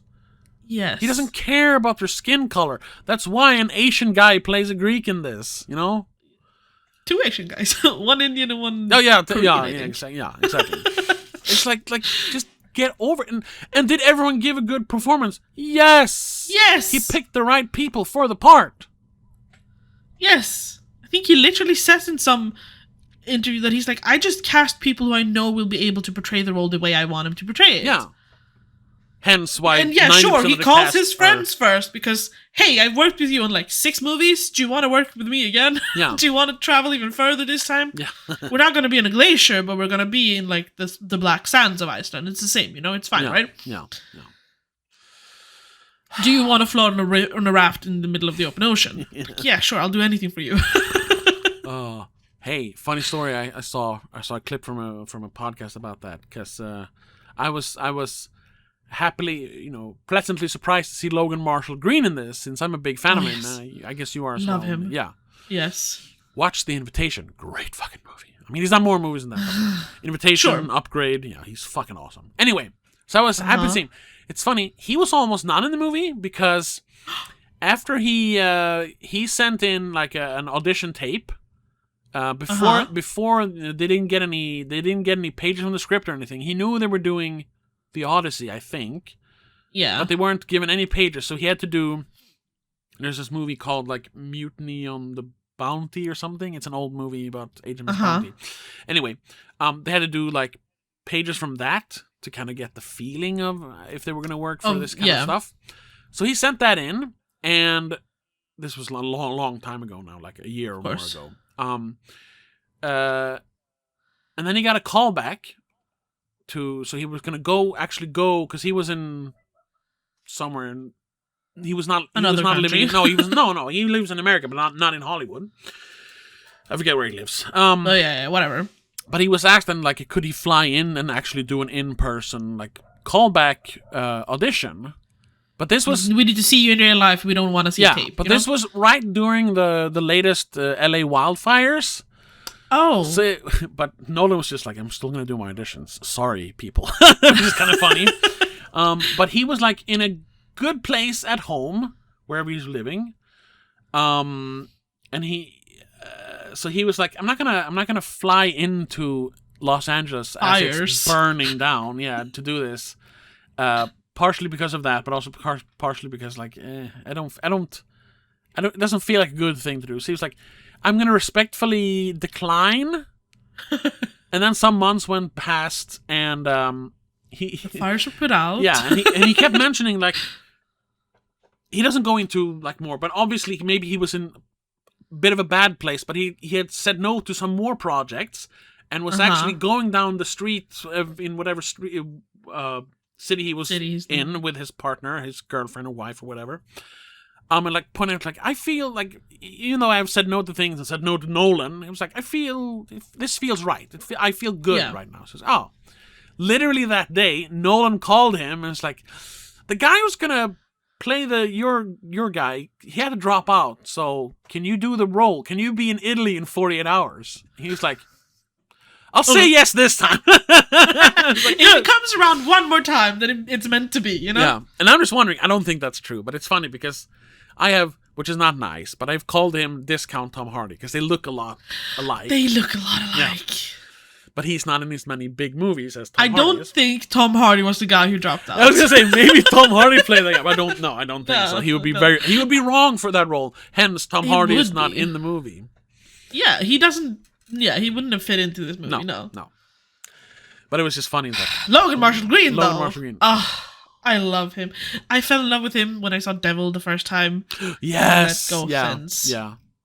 I think that was the first time I saw him. I might have seen him before, but that was the first time I recognized him. Yeah, I fell in love with him. Yeah. He's so good.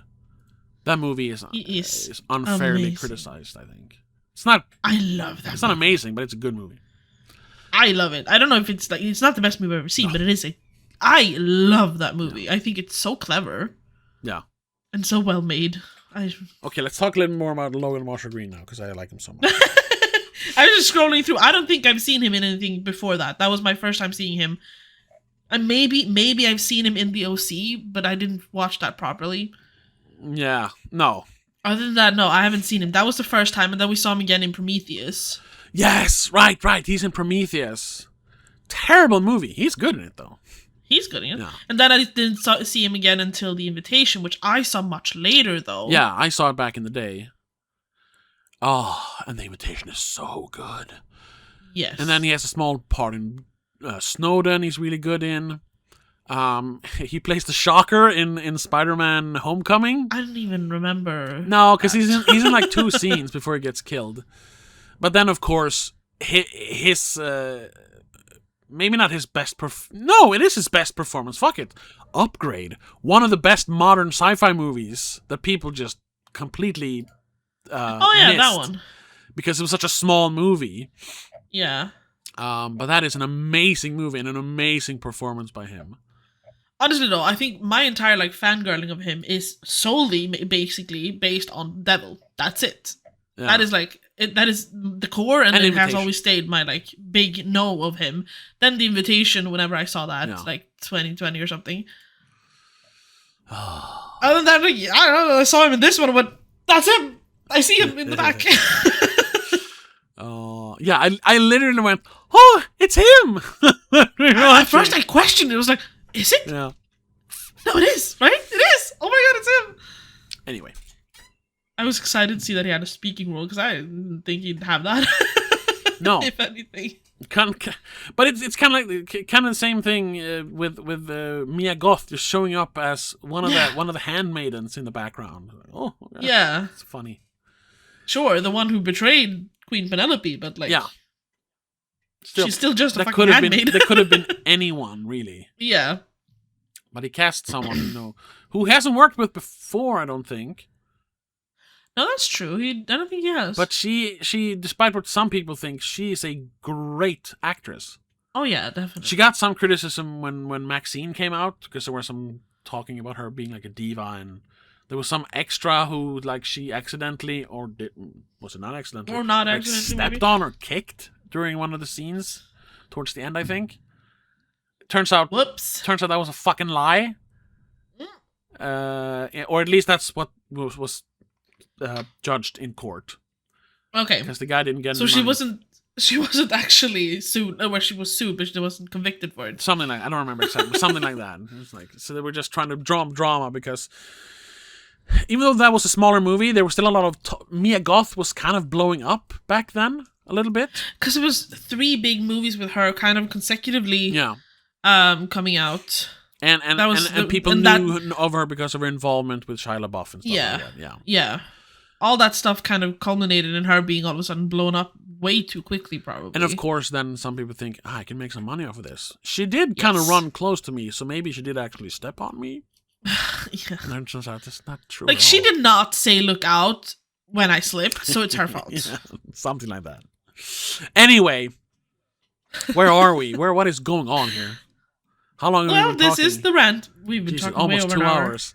Let's holy shit. Let's slowly try to wrap it up so we don't go too far over 2 hours.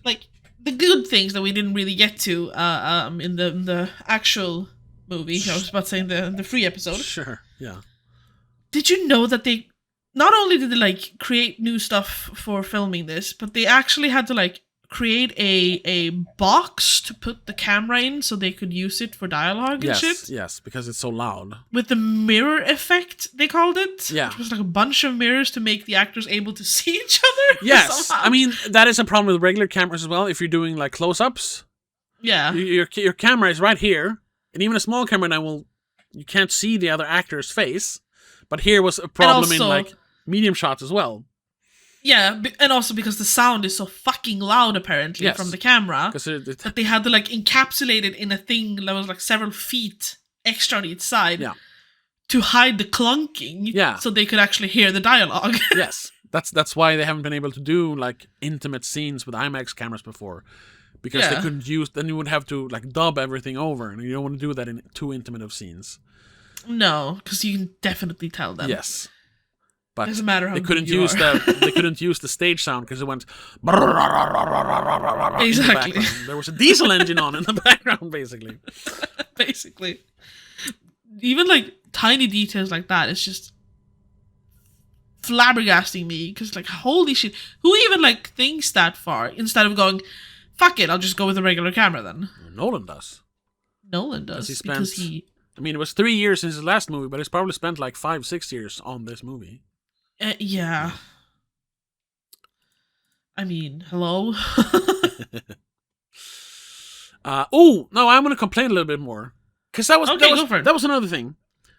Every one of these people kept pointing out that this was a historical epic. It's not. Yeah. It's a fantasy movie. Yes. Which is loosely based on historical events. Yes. And therefore they did the complaining about the American accents, and it sounds silly when he says "daddy" and stuff like that. Yeah.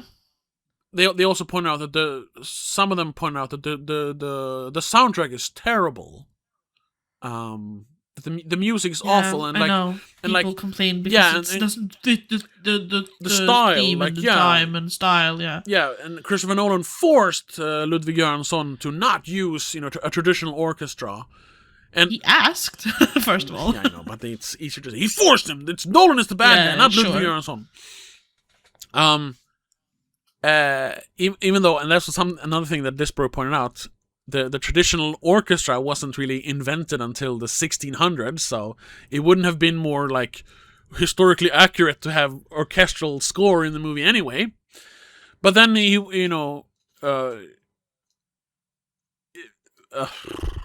lost my train of thought. The music sucked. But then pointing out that, but he let him use synths because they were around in electronic synths. They were around in ancient Greece, where they no, he was the point wasn't that he wanted the score to be historically accurate. He didn't want a classic orchestral score because he wasn't trying to make a classic swords and sandals movie. He wanted it to be different. He didn't want to do what everyone else was doing. He wanted to do something else. Yeah. And then, to Ludwig Göransson's credit, he did put some actually historically accurate instruments in there. So yeah. He found he re-engineered the sounds, or even found the instruments somehow of lyres and certain flutes and drums. He included some chanting, to make it more historically accurate in that sense. Yeah, but but he wanted something magical as well, and to fit this, like I said, this like rounded, softed, modern edge to it. Yeah, to the visual of the film, need to match the music then, of course. Yeah, but once again, they kept and like I said, they didn't use. There's actually I read it somewhere. There's actually a word for it. When they use the classic, like, British thespian speak, which Shakespearean shit, which adds more gravitas to the dialogue. We talked about that. Once again, that is a deliberate choice because he's not trying to make a historical action adventure epic. He is making a modern. We pointed this out. It's a modern movie. It's a dare I say postmodern? No, it's modern movie. It's modern. And that's why he didn't want to lean into that. So they didn't do, golden armor or everyone talking like this all the time. Yeah. It should have been, Yeah. And he didn't use the classic orchestral score because he wasn't trying to make that kind of movie. No. He was making something completely different. So them complaining like, "Oh, he didn't make it like Gladiator." That's not because he didn't want to make Gladiator. That's not a complaint. It shouldn't be a complaint because he wasn't trying to make Gladiator. He was trying to make his movie. And they kept harping on that as if he failed to make an historical epic. No. I guess technically, but he never set out to do one anyway. So you can't fail at something you never try to do. Yeah, exactly. And he wasn't trying to do that, so he didn't fail. You just expected something because you've been so, what's the word? Brainwashed. Really, yeah. to want you're so conditioned to want a certain thing. Yeah. To only know a certain thing when it comes to certain historical aspects or stories. And anything that takes place before the 2000s, or before, maybe that's a bit far, but 1900s, I guess, has to look a certain way. No, it doesn't. No, he was going for something else. Someone said, was it Princess Wikis on YouTube. I only saw her clip in someone else's video. She pointed out that, first of all, she liked the movie. But she wanted more whimsy in it. Sure. Because she is used to, she said in that little clip that her favorite rendition of the Odyssey is Epic the Musical on YouTube, the one I sent you. Yeah. Because there are multiple different versions of those songs imagined with images. People have drawn this, cartooned the things they sing about in those songs. Yeah. They're all fucking whimsy because they're training with the gods and they're singing and yes, that is lovely, but this is not it either. He wasn't trying to make whimsy, he was trying to make Nolan, you know? I found it. Queen's Latin is what it's called. Queen's Latin, right, yes. It's a trope in film, television, and video games in which characters in historical dramas or historical fantasy settings speak with British accents, particularly received pronunciation, RP, despite not being British and the story not being set in Britain. Sometimes referred to as Imperial RP, Ancient RP, Roman RP, or Medieval RP. Yes. Yeah, it's a trope. You don't have to do it. You've just It's colonialism. You're woke. Yeah, but it kind of is though, because it comes from everyone seeing the British Empire as a like biggest influx when it comes to culture and stuff like that, because they fucking ruled the world for a moment. Yeah, but we're also talking about Americans criticizing them. So of course they would have. They would have Queen's Latin because they're from the Western world where everyone is white. Yeah. So, I mean, but it's own thing. Like nobody says you have to do that. You're just expecting it. But once again, he chose not to do that, to deliberately move away from his historical fantasy movie. To set it apart from that, because he was trying to do something else. He was trying to tell a different story and make a different point than those movies. Yeah. Which is why he forced a half-British cast to speak American. Yeah. Not half, but, a bunch of them. That was, though, I saw some clip from Emily Wilson, who but she wasn't talking about the movie, but she was talking about her translation.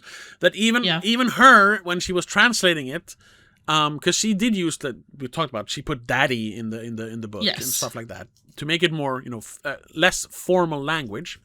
But she has pointed out in interviews that like maybe would have been more fun if I write in like different English accents in her book, like have some characters speak with more like a Welsh language and more with maybe like more Cockney British and stuff like that. But she didn't. She chose to have them all speak like whatever, like the flat, whatever it's called, pan Pacific or something, whatever it's called.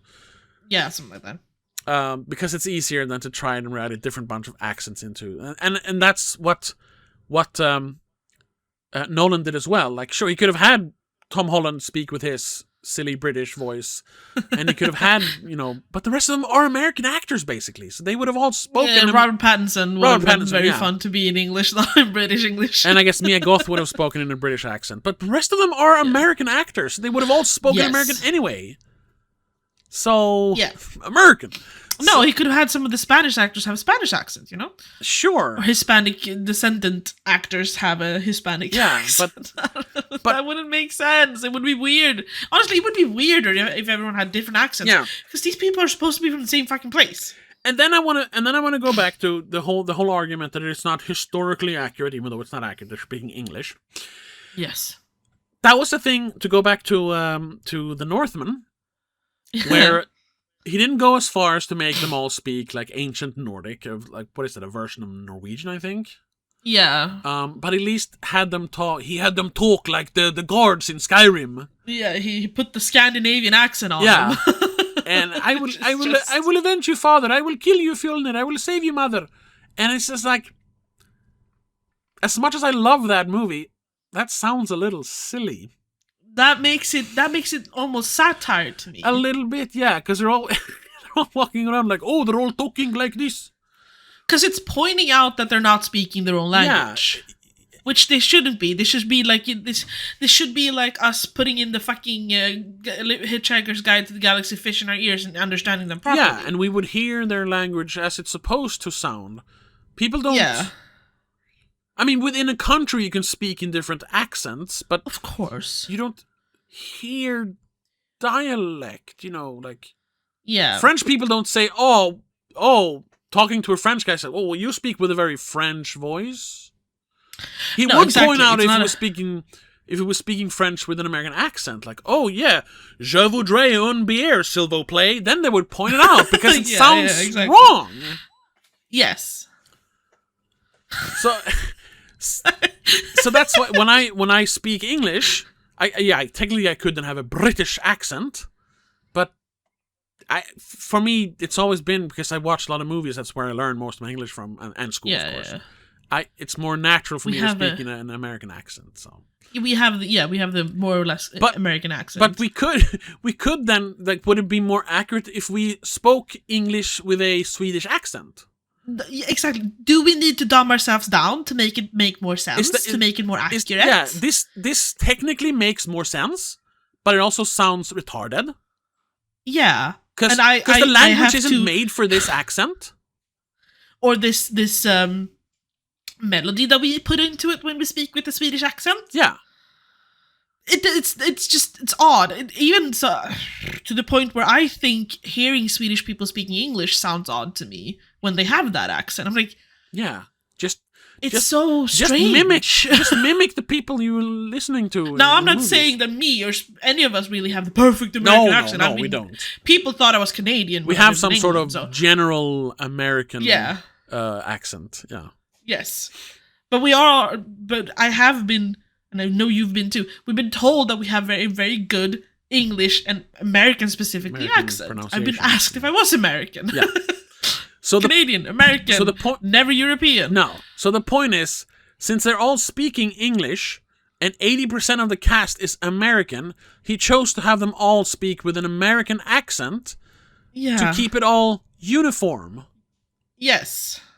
Like it's a pragmatic choice. It's not trying to dumb down the language or anything. Also, I think that could make for some actors it might be an issue if they have to not speak the same accent as most of the other people on set. Yeah. I know Tom Holland has spoken about that before. He has an issue now trying to speak British on set because he's so used to having to have the American accent. Yeah, that's also the thing. So I think he would have been thrown off if he has to reply to Anne Hathaway with a British accent. He's like, "Yes, mother." Have you ever seen him speak British in a movie? I don't think I have. Spider-Man, he's American. No, I don't think I have. Uncharted, he's American. That movie Cherry, he's American. Possibly one of the older movies he did when he was younger. Oh yeah, no, that's true. When he plays the little kid in The Impossible, he plays a British kid, so he does speak British there. But he's I don't 12. remember hearing him speak in that movie. No. I remember. That's not something I've put in my memory to keep. No, he is quintessentially American when he acts. Yes, he always plays American characters. So yes. That doesn't even throw me off anymore. It throws me off that he has a British accent in interviews. Like, oh right, he's from right. England. Yeah. Yeah. Anyway, it's all these silly. I want to wrap this up with a trivia I just found. Okay. It is so fun. Even Mother Earth fucking approves of everything Nolan did. Oh? Because in one of the first scenes when they set sail for Troy, in the water you see dolphins swimming along the water. Oh, right. I heard an interview about that. That was fucking real. That was just happenstance. I think it was one of the... They just turned up while they were filming and they just went, yeah, we're keeping that shot. I think it was one of the assistant directors who said, point the camera that way, and just as they did that, the dolphins showed up. It was like, oh, yeah, keep that real, for fuck's sake. Mother Earth approves of Nolan's Odysseus. Yeah. Okay, yeah, we should start wrapping up. I just found that very funny. I don't remember if I actually finished my point though, but to slightly go back to that, sorry, now I'm wrapping it up. No, it's okay. Yeah. Maybe we did, whatever. All these grifters, all these annoying anti-SJWs, whatever you want to call them, chuds. Yeah. They built their empire, because they bring in a lot of money now, and they have credibility among some people. On hating, the wokeness, because wokeness is fake.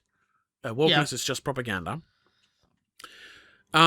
So that's why they only talk about movies like that. But then something like this comes along from a genuine filmmaker who was never, who himself never speaks about politics. I mean, he speaks about politics, but not as a, not like that, not like that, you know. But some of the things, even though he doesn't say, oh, I cast them because they're diverse. He hasn't even talked about that aspect of the casting. But you can read that into them casting Lupita Nyong'o, casting Elliot Page, casting... sure. Was it Himesh Patel? Whatever. Yeah, I think it was. Then that is something that they have to disprove of, the chuds. Yes. Disparu and Critical Drinker and all them. So now they are forced to dislike this movie, this obviously great movie. Not everyone agrees, but most people agree that this is a great movie. But and like we said, some of the reviews have to reluctantly point out things they do like about it. Yeah. But they can't like this movie because then they would go against their own politics. Even though they're kind of like forcing their politics onto the movie a little bit.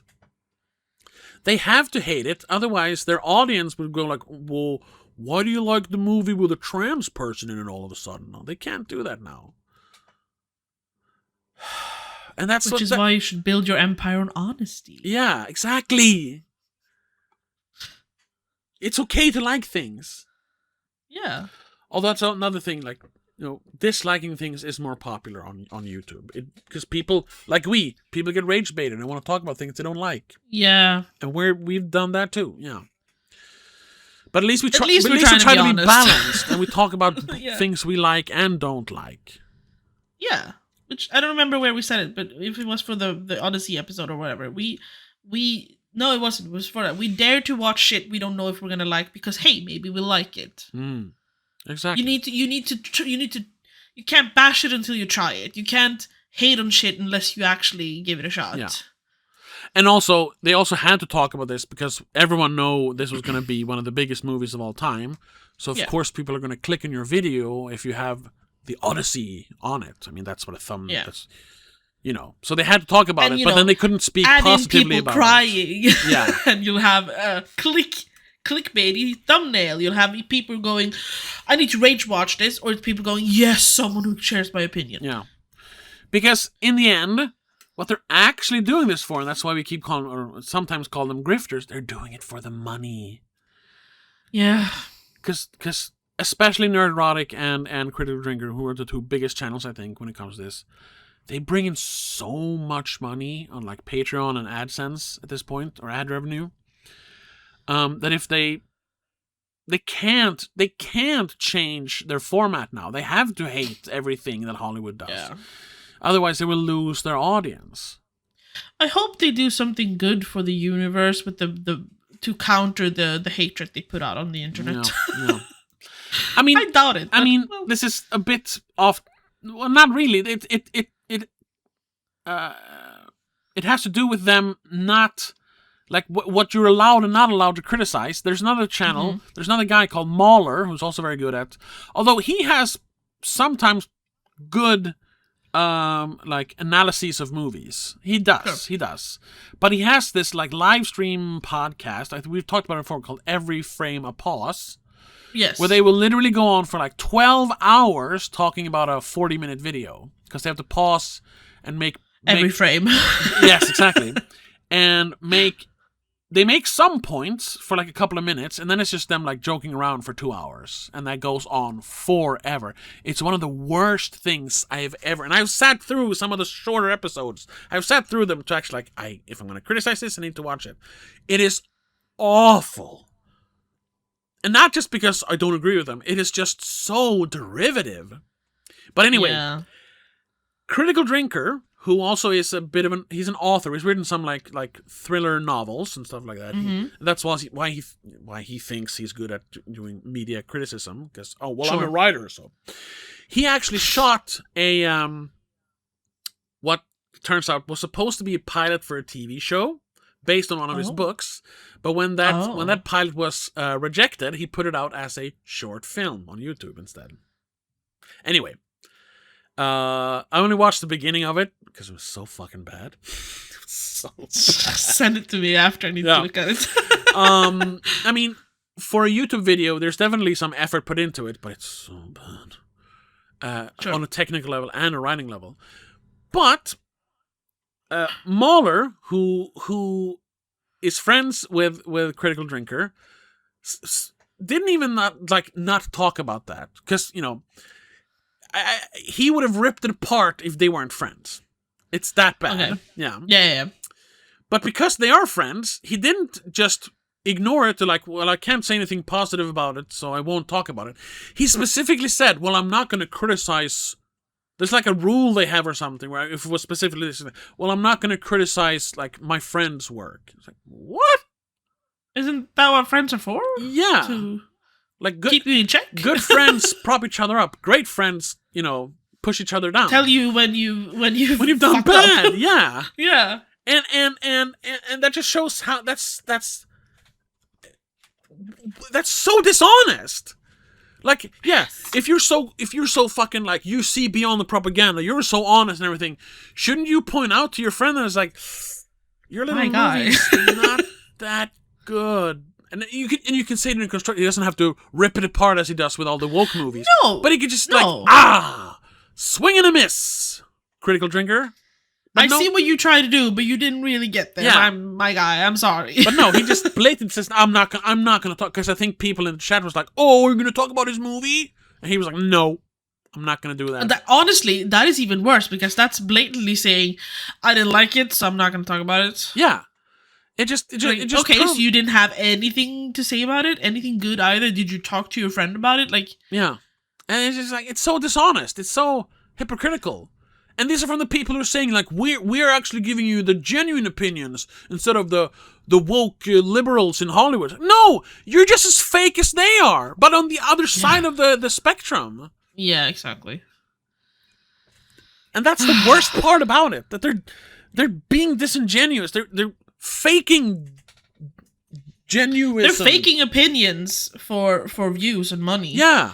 So what makes you any better than the morons in Hollywood? Nothing. What makes you better than the fucking stunt casters then? You're doing the exact same thing. Yeah, you're stunt reviewing. Yeah. Yeah.